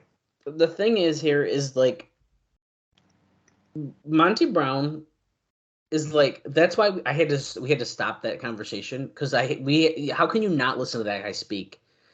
And Yeah. then he cuts this fucking awesome promo. He's smelling him like, I could smell your fear. It's like, oh shit. I love it. Dude, I love it. It's so good. I would have laughed if Jarrett was like, "What are you smelling?" And then Monty Brown, "You piss yourself, Jeff? No, I smell your piss. You just fucking wet yourself." Um, And then if Jeff were to Wow. sell it like he knows he did, but he can't say he did, he's like, no, I'd never do that. I'm not afraid of you. yeah. So anyway, I guess while we see this highlight package is we're about to head into that 10-man tag match. I do think it's weird. Doesn't Booker T have his own promotion? So I do think He's not an executive. right. He's a talent, on-air talent. He just does like doesn't he just do the pre-show? You're right. Yeah, I know. That's kind of what I'm getting at, though. But he's still under contract. So there may be ways. However, don't fucking tease something that who knows what was actually going to happen. I don't know. It's kind of I guess a way around it would be like Conrad's running it and like Jeff is giving him ideas some essentially way associated with it, but I think more importantly, he's not going to have time being an executive to do it. Yeah, I would have to think so. Yeah. Here's the elite guard. Oh, I hate this bullshit, dude. I hate the way they fucking run to the ring. I love that run. That's how I run. Me too. Okay. But we see Hernandez and Onyx running. They seem to be kind of like doing it because they do have contracts. And Chad Collier does it. And he does not look as enthused to be running like that because he does not have a contract. It's very true. He should have got with Johnny Fairplay and be like, dude, tell him that WWE, they want to sign me. And like, I could kill the elite guard gimmick. There's Ken Shamrock, the most dangerous man who needs surgery because he's got a fucking torn rotator cuff.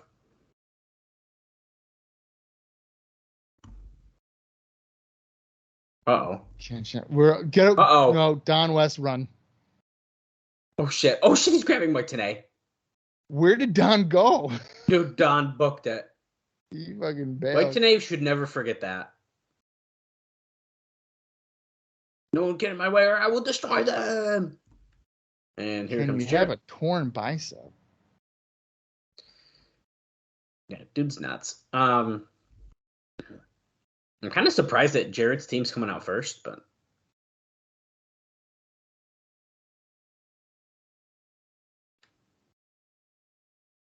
look, he's got his little baseball shirt on. He's like the Major League, but it's got the guitar. And look, he's swinging. No wonder he owns a single A baseball team. I think that's so weird. He always yells at this guy in the crowd when he comes out. Every single time. He's a heel. I know. What's it say in the back? Big league what? Turn around, Big league slap ass. No, that's not what it says. Beware. 3 Live Crew. Still getting rowdy. Well, you better know you want to call somebody. Beware. 3 Live Crew. Wait, Conan is not matching his partners this time. Oh, damn, we just got it down. Everyone was matching. It was awesome. And here's Conan not doing that. I can't wait for Dusty and Sabisco's entrances to take about 45 minutes. Well, so I made the comment of like, I'm surprised Jarrett and his team are out first, but we got the legends coming. I forgot. Yeah. Well, according to Dusty, only one of them is a legend. Yeah. One is Jarrett, one's Disco. That's basically. Yo, let me speak on that. Olale. Arriba la raza. You like this shirt? Go ahead, feel. That's enough. Hey, you want to touch my salad? All right, that's enough. That's what he would say.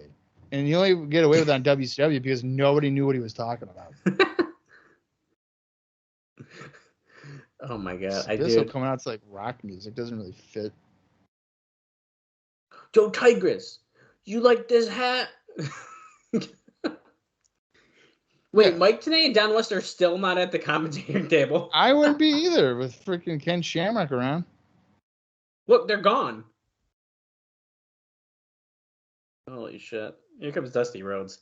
Ken Shamrock is the type of guy that wouldn't realize that he's going overboard as he's literally breaking your ankle with an ankle. We're over the hour mark, by the way. We're at an hour, 4 minutes, and 20 seconds as the brawl has started ringside. Thank God. I am so glad that they're doing this instead of a hammerlock on the fucking mat. Me too. Okay. Don West is back. Oh, Shamrock getting sent into a guard railing.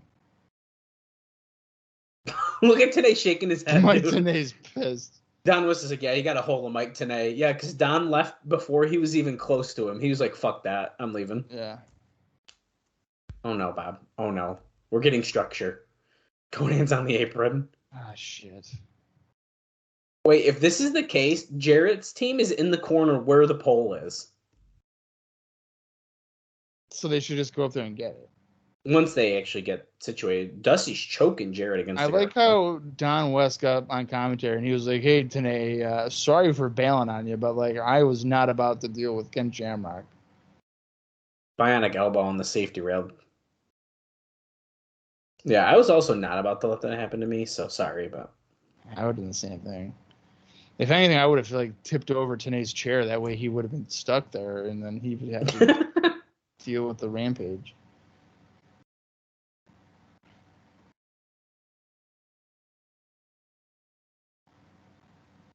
So Jared had a chair. So I don't think there are rules to this. Okay, good. I hope there's not. I don't think there should be. There absolutely should not be. A Rolling Thunder Lariat by Conan, stealing RVD's move just in the form of a lariat. Yeah. Shamrock tossing Killings onto the announcer's table. Maybe it will break. No, it will never.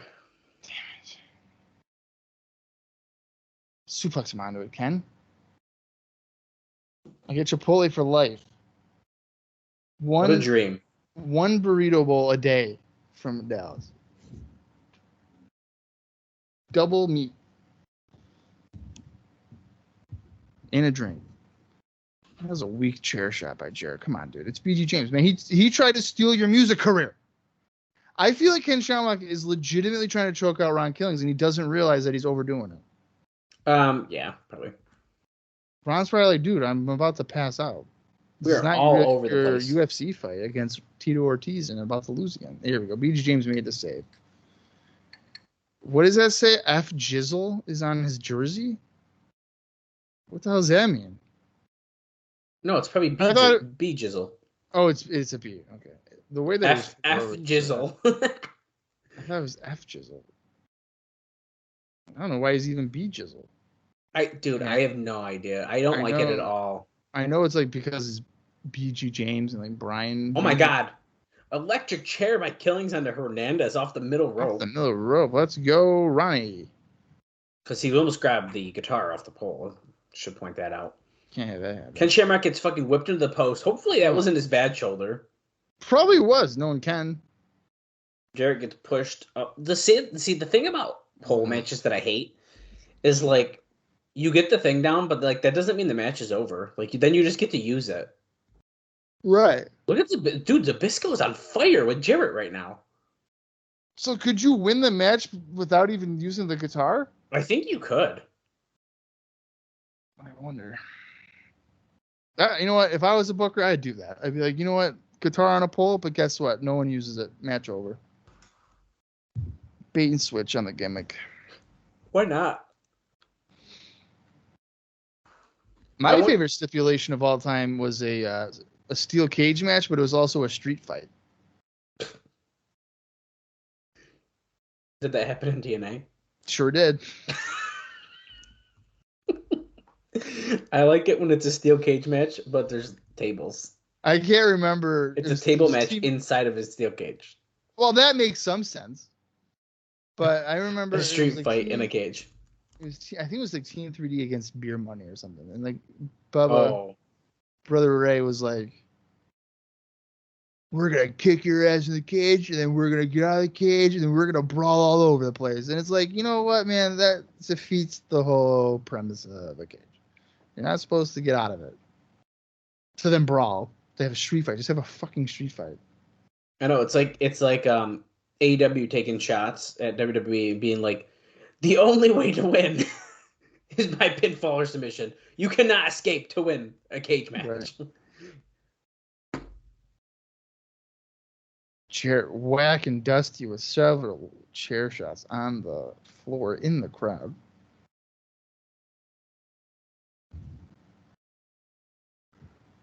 Oh,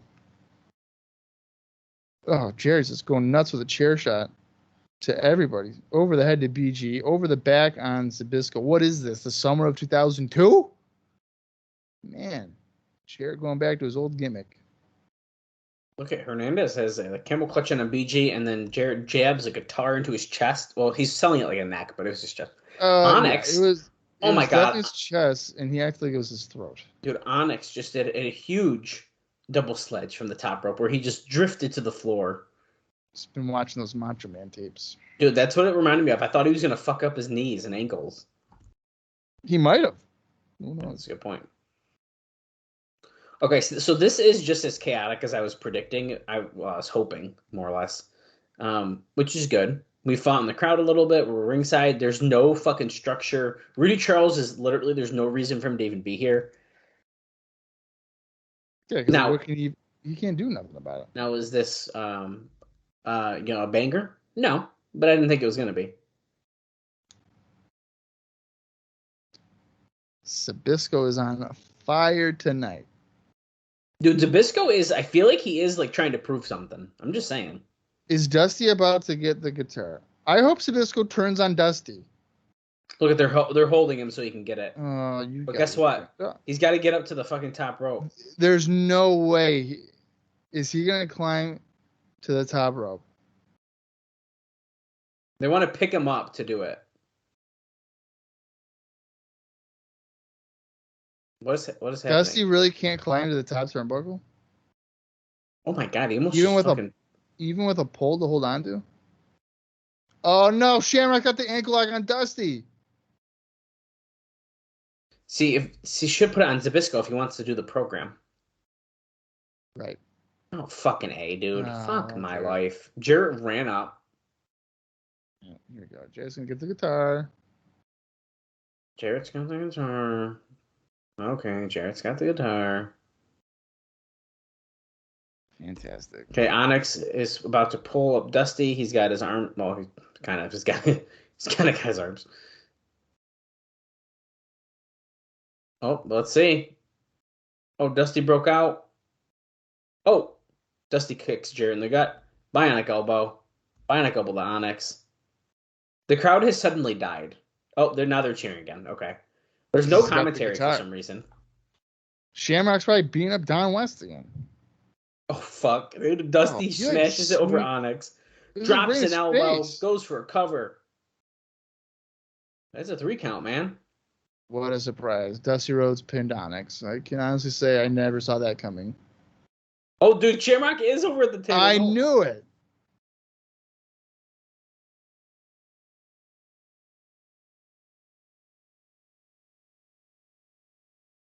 That could have been a lot more painful. Like, I mean, it wasn't great, but it wasn't. Yeah, no, that could have been way worse than what it was.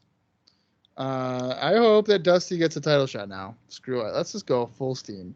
Oh, shit. Oh, Monty Brown, baby. He wants to finish that conversation.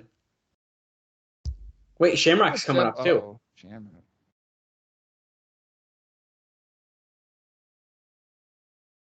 Who's that referee? Who are two of those guys I've never seen before? Who is screaming? Now, look at this. We're backstage with Michael Shane, Tracy, and Kazarian.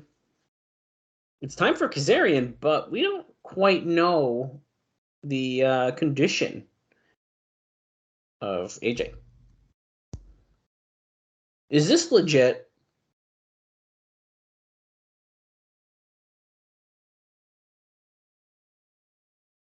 Michael Shane is not believing the injury. I think he's thinking that AJ just didn't want to wrestle anymore. Well, Bob, just as a reference here for everyone at home, that was Ken Shamrock's final wrestling match till 2009. And we won't see him again in TNA till 2019. So At safe least to say, in ring. right? Safe to say, we probably won't ever see Ken Shamrock on this podcast ever again. Yeah, I don't think we will.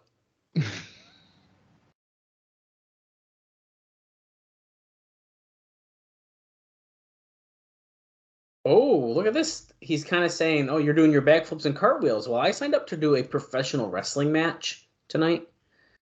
Mm. I didn't sign up to wrestle in Circus du It's Soleil. the X Division, though. That's what Scott Hudson's saying, right? The prehistoric Jerry Lynn.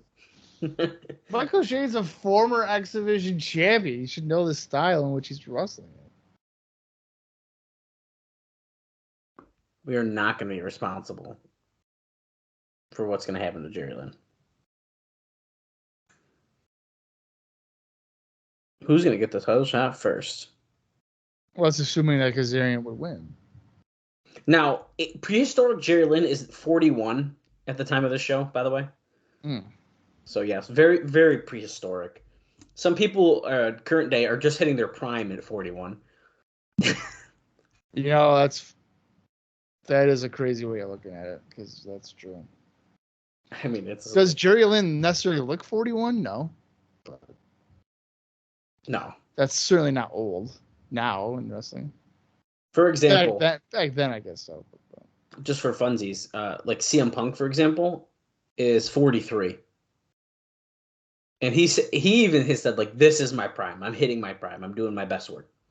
That's what he thinks now? Yeah.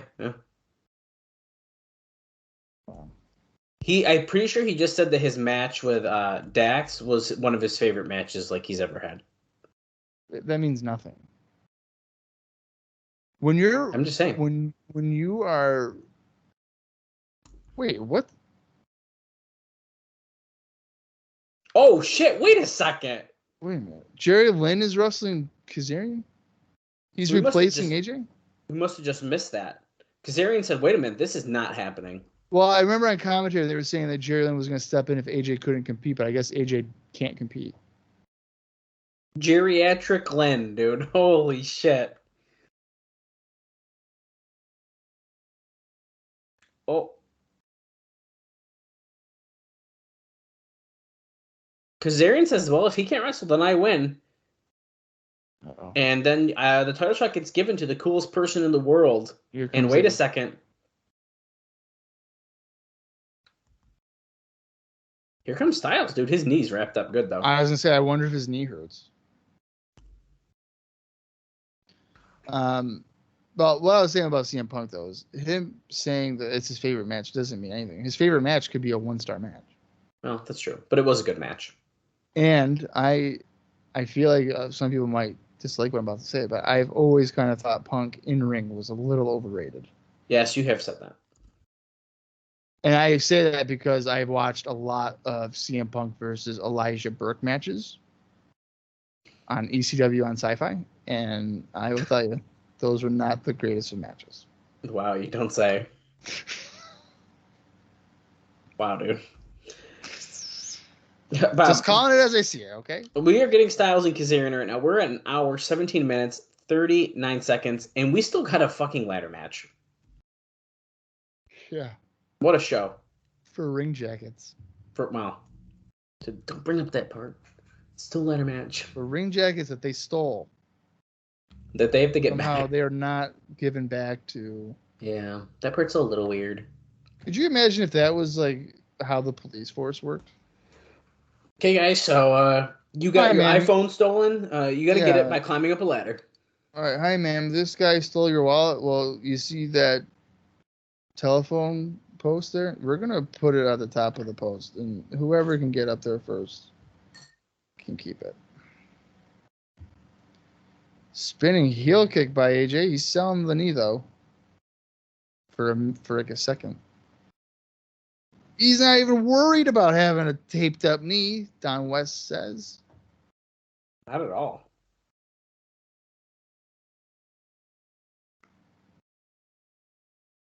He's been plotting in the back, dude.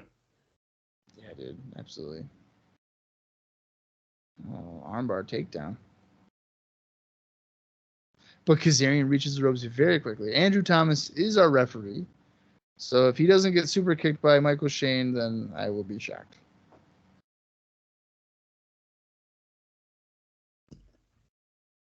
Okay, talking about the stipulations of this match.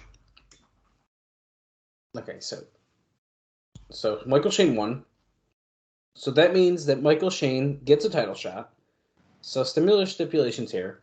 If Kazarian wins, he gets in line for next division title shot. Okay, and if AJ wins, Kazarian's out of the X division. I don't know if I remember hearing that part. AJ has to be. But wait, so if AJ loses, then they get title shots. That's why it was a forfeit earlier, because now Michael Shane gets a title shot. German super. But then how is AJ out of the division? No, well, I think they just want him out. I don't think there's a stipulation. But if Kazarian loses, he is out of the X division. Kazarian's out. Yes, and a nice pump kick by Kazarian. Kazarian's not going to lose this match. Why are we doing stipulations like that? I don't know. I hate those kind. It's just so dumb.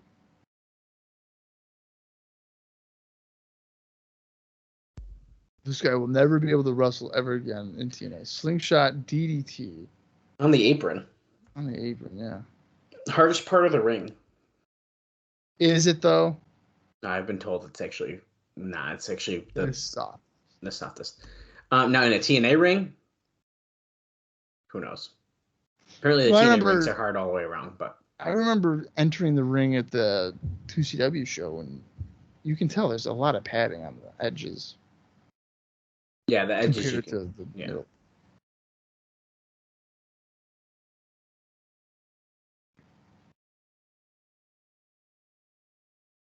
Don't choke him. Come on. Is Kazarian busted open?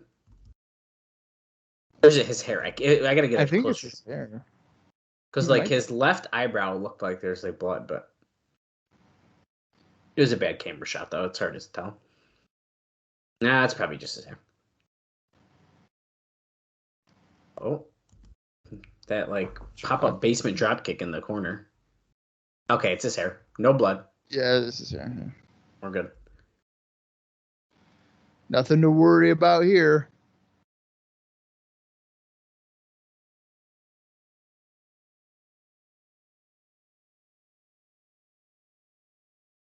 Nice chin lock on Styles. Styles trying to push up on Kazarian's face to get out. It's not working. He's hurt. He's tired. This is the second match of the night. I'm tired too. This has got 31 minutes, 33 seconds left in the show. And we're an hour 22 minutes on the dot.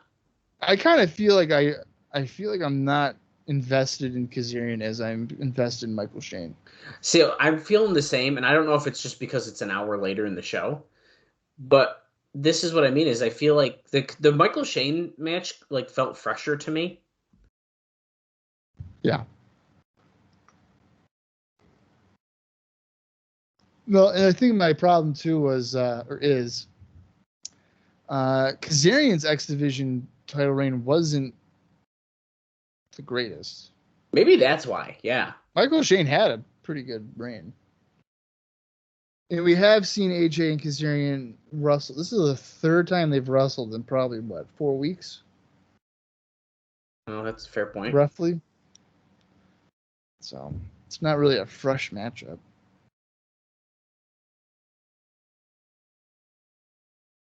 Gotta give Jerry Lynn credit, which is funny because Jerry Lynn came out full gear and everything, and then he just went to the back, was like, okay, man, you got it. He's not even hanging out at ringside. No, dude, that's so weird. Isn't Michael Shane at ringside? You know what? I don't know if he is. Well, if he is, I would hope that Jerry Lynn would be there. And I don't see him around. I don't think he is. First it was open hand chops, now it's slaps. AJ is pummeling. He's firing up, man. Oh, he got caught on the rope. 'cause of his knee, though. Remember, his knee. It's not because he slipped. Right, it's because his knee, man. I bet you that if he didn't slip on the springboard when he landed, he was going to sell the knee anyway.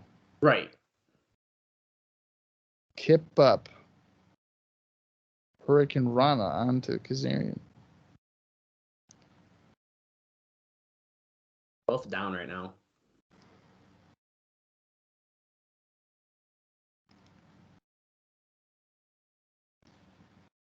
Go get him, AJ. Kick him out of the X division. Oh, hold on. Here comes Tracy and Michael Shane. So here they come. Perfect. Oh. Vertical suplex. neck breaker.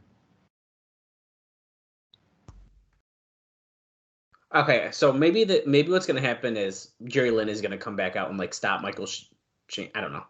I feel like there's a chance we might see Jerry Lynn come back out. I think we're gonna get an AJ Jerry versus Kazarian Kazarian Shane. Yeah, I agree with that. Well, Jerry Lynn has been involved in the feud the whole time too, really. Yeah. Oh, that was nice. Wait, he's going for the cover. Tracy is distracting the referee. Oh. He could have won with that face gonna buster. get involved? There he is. Super kick. Hey. 1. Oh, he kicks. Oh, I thought he was gonna get him. I thought Andrew Thomas already counted to 3. Wow. He just has a long arm movement on his counts, I think. Yeah. Tracy can't believe it. Michael Shane can't believe it. Oh, is he gonna get a? Wait a minute. Kazarian's not losing this match because if he loses, he's out of the division. So that's what they said, man. Oh, discus clothesline. Kazarian sold that. Very weird, but did he even hit him? I think he did, but he like twisted the other way really oddly. Kicks out at 2. Tracy also pulls Andrew Thomas out of the ring. I think she was supposed to pull him a little sooner, but Michael Shane gets involved, gets tossed out of the ring though. We've already had moments here where there's been the invisible guy that pulled the referee out because Shane Douglas missed his spot. Oh, dude. I do remember that. That was good. Wait, Tracy's in the ring now. Tries to slap him. Uh-oh. Going for the Styles Clash on Tracy? Oh, my God. And holy shit. Tracy just took a Styles Clash. If he pins Tracy, it's the same effect. Oh, no, goes for the wave of the future. Oh, snap. No. AJ messed up a roll-up there. He's got it, though. Kazarian's got his butthole right in AJ's face. Goes for the Styles Clash. Wait. AJ lets go of it. Here comes Michael Shane again. Chop block on the knee. On the bad knee. Frankie's on top. Andrew Thomas paying attention finally. And he pins AJ. So I am shocked. Wow. Kazarian's not kicked out of the X division. Now we have Michael Shane and Kazarian both, I would assume, #1 contenders. Yes. Who gets the first title shot? Michael Shane. He beat him first. That's true. That's what I would say, but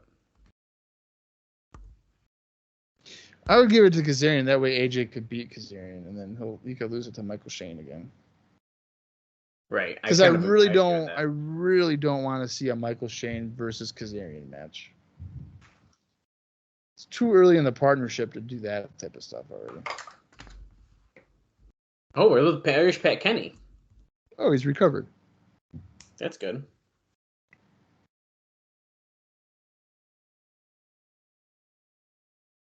They cross the Marizano Bridge tonight. Italian. I know you are, Vito. 100% Italian. Because you jumped me from behind. And that means Italians are nothing but cowards. This Irish-Italian war has been going on for years from where I come from. Being Irish means I want to get in a fight, Vito.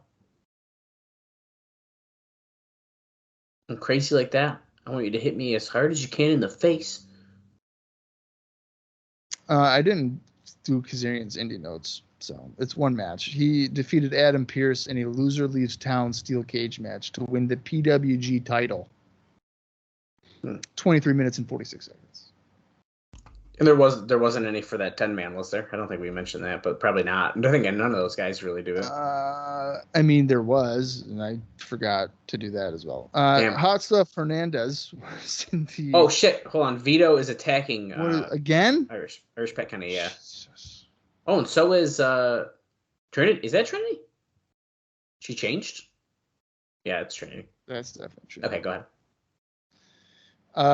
Hernandez competed in a extreme strong style tournament in the first round, which took place at CZW's Best of the Best on July 10th. He lost to Chris Hero in 12 minutes and 4 seconds in the first round. Chad Collier, July 10th, he defeated Mean Marcos for NWA Upstate. Total carnage in Rochester, New York. And then the next day, he defeated M-Dog 20 in Cleveland, Ohio for CAPW. Nice. That's all. There's no more indie notes on the show. Okay. Hey, gut check. Go to TNAWrestling.com. It's coming up. We're with Don West and Mike Tenay in front of the audience. You could partner up with David Young, who will probably be there. Monday and Tuesday. This is your last chance to be in. We're going to talk about Impact every Friday. You don't want to miss it.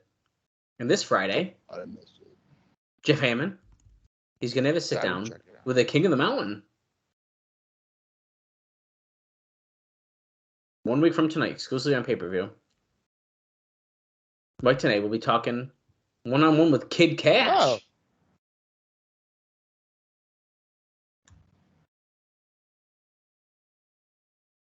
Is he going to be like, I got suspended for an interview with some I don't know. He said we're going to get all the details about it. Wait. Talking about the huge thing earlier with Posey. D-Ray, Shark Boy, and Mike Posey going against a New York Connection and David Young next week. Oh. Number one contendership for the tag team title. Triple X against Team Mexico, Abismo Negro, and Mr. Aguila for a number one contender match, which is interesting because if America's Most Wanted win this match, they also get a shot at the titles. Sabu and Abyss. No disqualifications. Oh, boy. And then, of course, in the Asylum next week, Jeff Hardy is going to be here as well. Accepted the invite. Will he accept the proposal?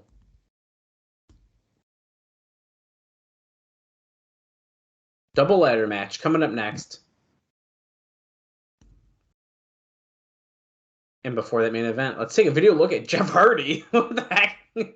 I thought it was going to be at the storyline, but okay. Modest. Do that. Oh no. Boom, boom, psh, boom, boom. Why are we seeing this? Because Jeff Hardy's going to be here next week, so we have to get a look at it.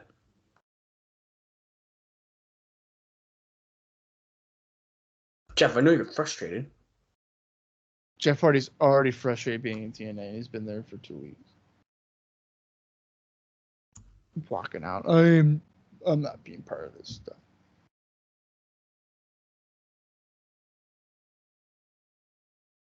I want a response from Jeff Hardy on Impact. See you in 7 days. Jeff Hardy. All right.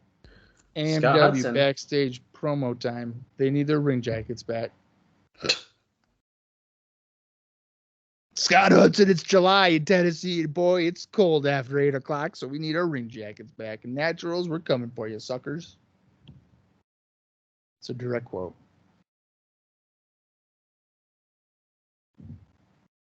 It doesn't matter about the ring gear. So the ring gear doesn't even matter. So then why are we doing it? Because they want to get the titles, Bob.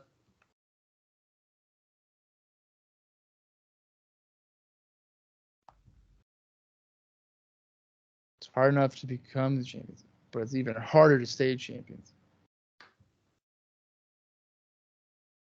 Ever since the Naturals came into the company, they've thought they were the big dogs. But guess what? They're the big dogs. We're the best tag team here in NWA-TNA. They're going to become the Booker T of the tag team division, a 5-time champion. Uh-oh, here's Daniels and Skipper. Oh, wow. And, of course, Don Harris has to be there to, like, stand in the camera. And when you win the belt?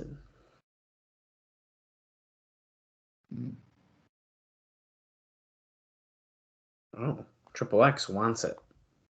Wow.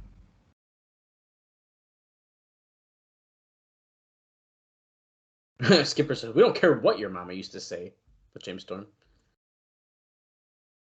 Triple X 4, AMW 1. So Triple X has kind of been killing them in tag matches. So. It's true. Wow, that's going down tonight. Double ladder match. It's coming up next, isn't it? It's the last match. Yeah. What's causing all this? Let's take a look. And here is our video package. Video package. Yeah, we're kind of heavy on video packages tonight. Really? Like. Yeah, I'm thrilled that I fucking paid $10 to watch 17 video packages. That's fun.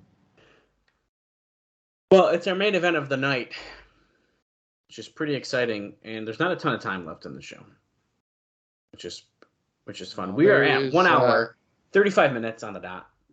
Which means there's 18:26 left in the show. I haven't done it that way because Dallas usually gets mad at me. But you know what? It's almost time to wrap it up. So I figured I give you guys a treat and yeah, that's why.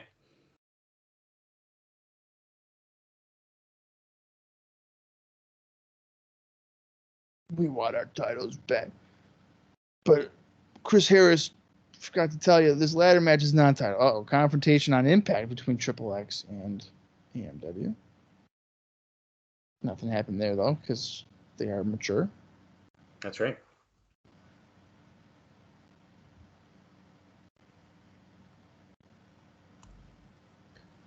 I like the music. It's like a freaking club in here, dude.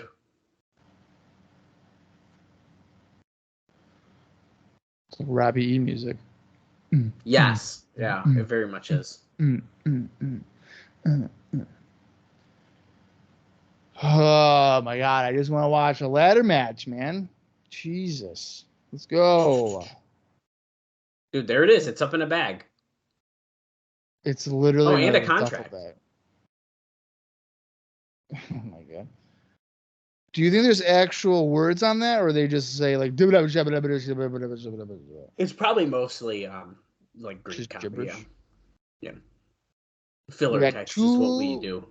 We got 2 ladders on the stage. And, of course, they got to climb it. Because, like, how else are you going to taunt?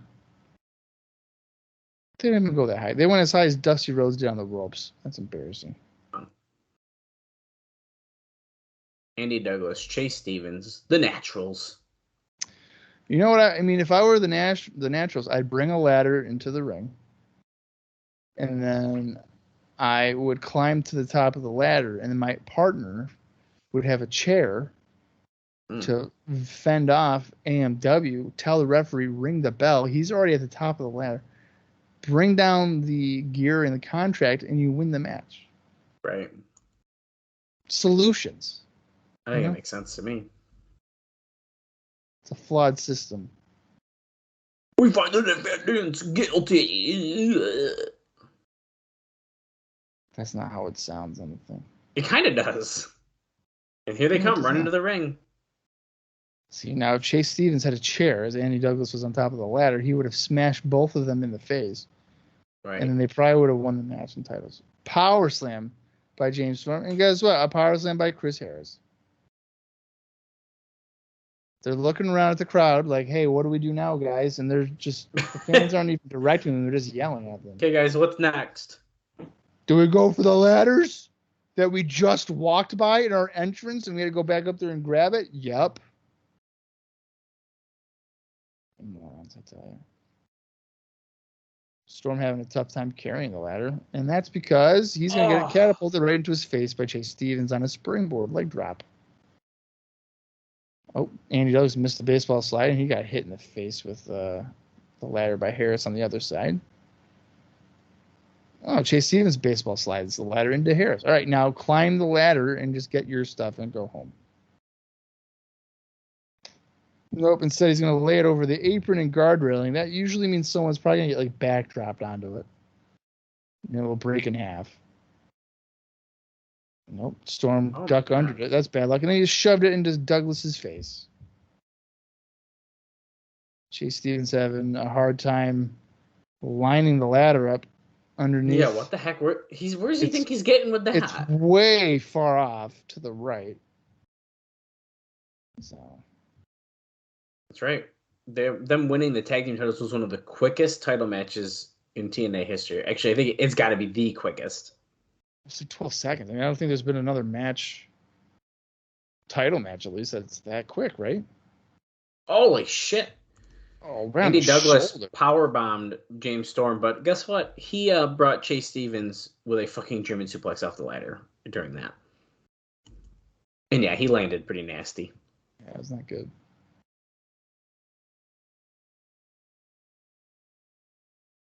Harris pummeling away on Douglas with wild strikes to the back. Chris Harris has got the light. He spanked him with it. Yeah, he tapped him on the ass with it. That was pretty funny. Ladder set up in the corner by Chris Harris.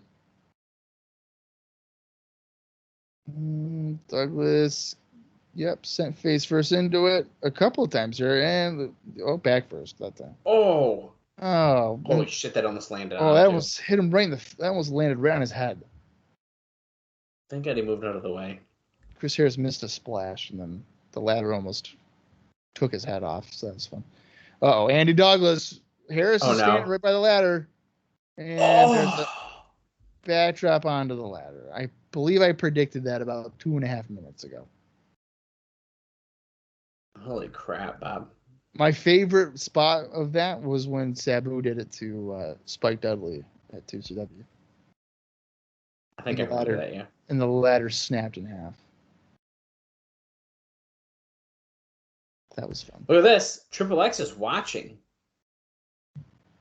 as Chase Stevens drop kicks Chris Harris. Well, the ladder into Chris Harris is what I should say. I don't think Mike Posey should be out here. This dude's got a match next week. He should really be prepping for that and not refereeing. Well, yeah, and I feel like he is not a unbiased referee. He's proven that he gets involved in matches. I agree with that. If he wants AMW to win this, he could just screw over the Naturals. James Storm, I think, realized that Triple X was watching, and he's going to go over and toss some posters and stuff off of a table. No, I could use those. And set the table up. He could have just used the announcer's table. No. Could have. But he didn't want to. He's got Chase Stevens. What's he going to do with Chase Stevens? Going for a powerbomb, but he's kind of countering that. He's not allowing him to do it. He backdrops Storm onto the floor. Oh, look at the Elite Guard is also watching. Collier and Hernandez. Collier, who does not have a contract. Maybe Onyx was hurt. Could be. He did get hit with the guitar.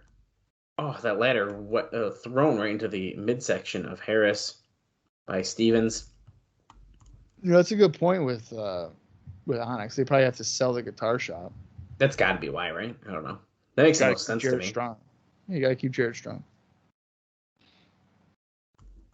Or no, who hit him with the guitar? It was Jarrett. Oh, he missed. Oh no, sorry, no, it was Dusty. Dusty did. Dusty hit it. Yeah. Storm just got fucking. He fell through the table. He got pushed off the corner. Well, he's done. Yeah, that's it for him. He ain't coming back in this match. He did a somersault off the top through a table on the floor. I don't know. Andy Douglas's shot on that ladder too didn't look too great, but he's kind of moving down there. He's not even moving. Yeah, Storm looks dead. Yeah, I mean, he's done. Get the sidewalk chalk and just leave his body print out there because he ain't coming back. We have just under now 10 minutes left in the show. Chris Harris, I think, realizes that James Storm ain't coming back, and he's pissed. He's like, I should be the champion right now. Instead, I got my gear stolen. Full Nelson slam by Harris.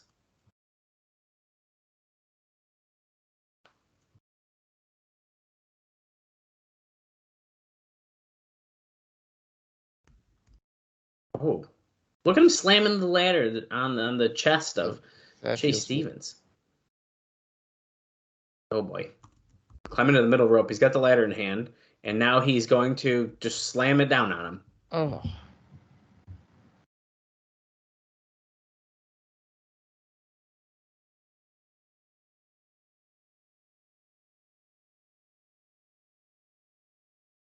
Douglas out of breath.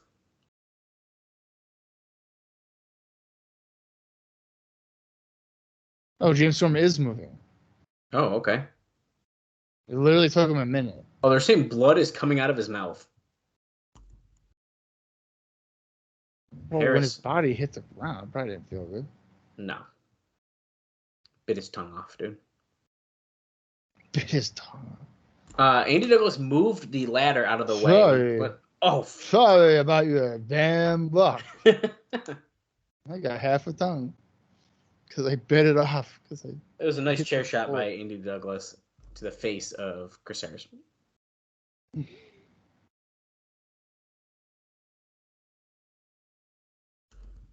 Triple X still watching on. I see the Elite Guard over there in that Raven's Nest area of the Asylum. Daniels has a knot on his forehead. Bump on his forehead. He must have got hit hard by something. Douglas jabbing away on Chris Harris over the back with another chair shot.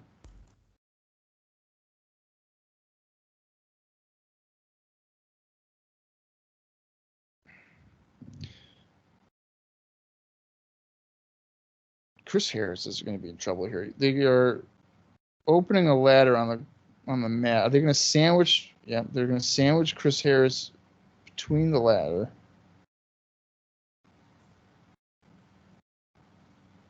Oh my God! He just keeps slamming it, and Chase Stevens climbing to the top rope. What's he gonna do? Is he gonna do a moonsault? Oh shit!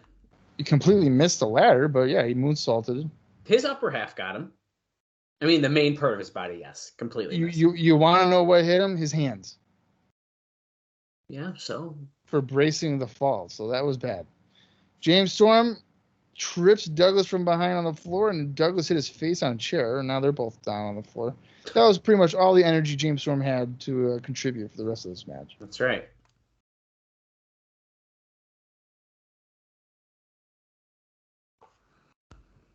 Everyone's kind of down right now. Ladder, chairs, broken tables. I mean, this match is a mess. It just is. Who is going to get up to climb that ladder to get the ring gear in contract? The ring gear, dude. That's the prize here. That's what everybody's fighting for. Those must be some really comfortable ring jackets.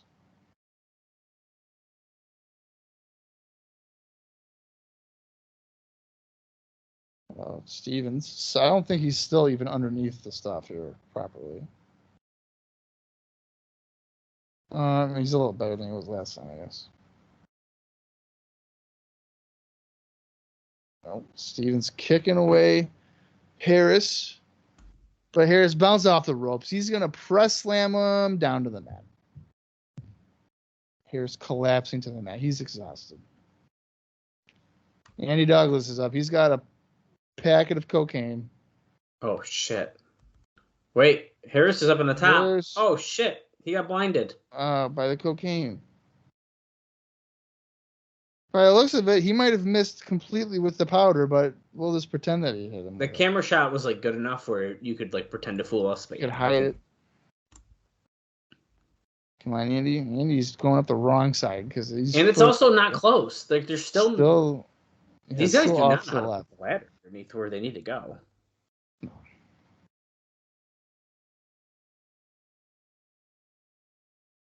I thought he was going to set up two ladders, but he's going to stay with the one.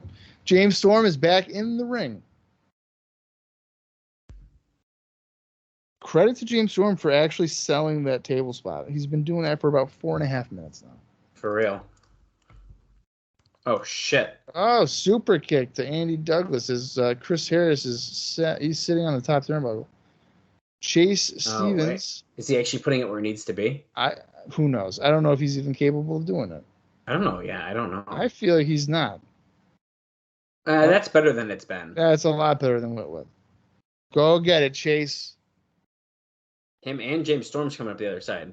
Oh, no. James Storm's going to stop him. Damn it. They're both fighting on top. Harris is on the middle. He's sitting on top of the corner. Uh-oh. Sunset flip powerbomb. Yeah. They're off it. They're all dead.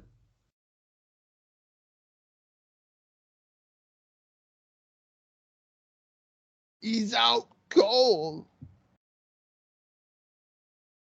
Kick to the ribs by. Can they capitalize? Well, they got to fix the ladder again. Okay, Andy Douglas grabbing a chair, it looked like. Yep. Sliding in the ring with that.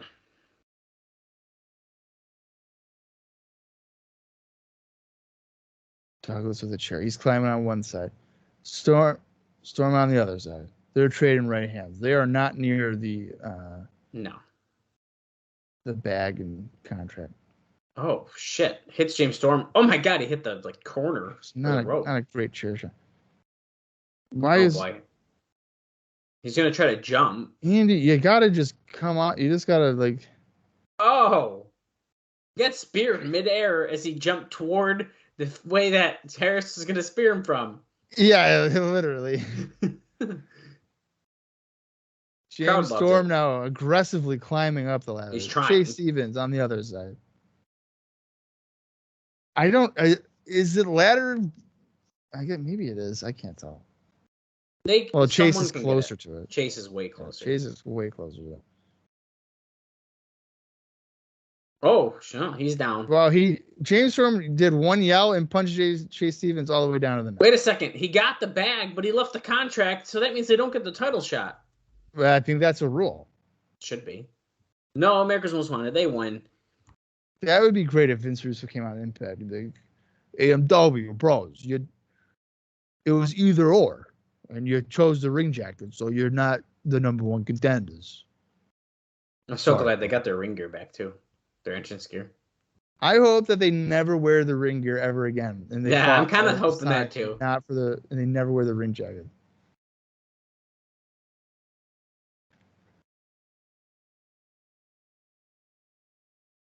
Oh, okay. Chris Harris finally winning a big match.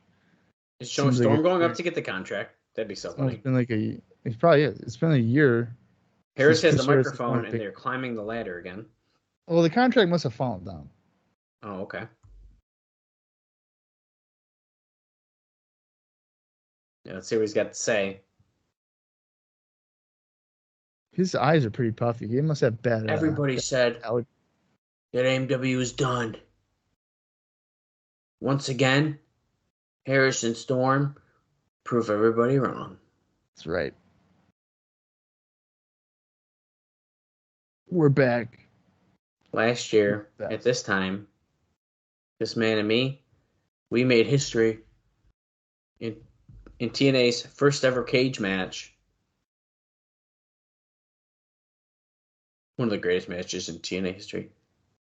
Their music's playing, but next week, the Naturals, we get a title shot. In our dream match.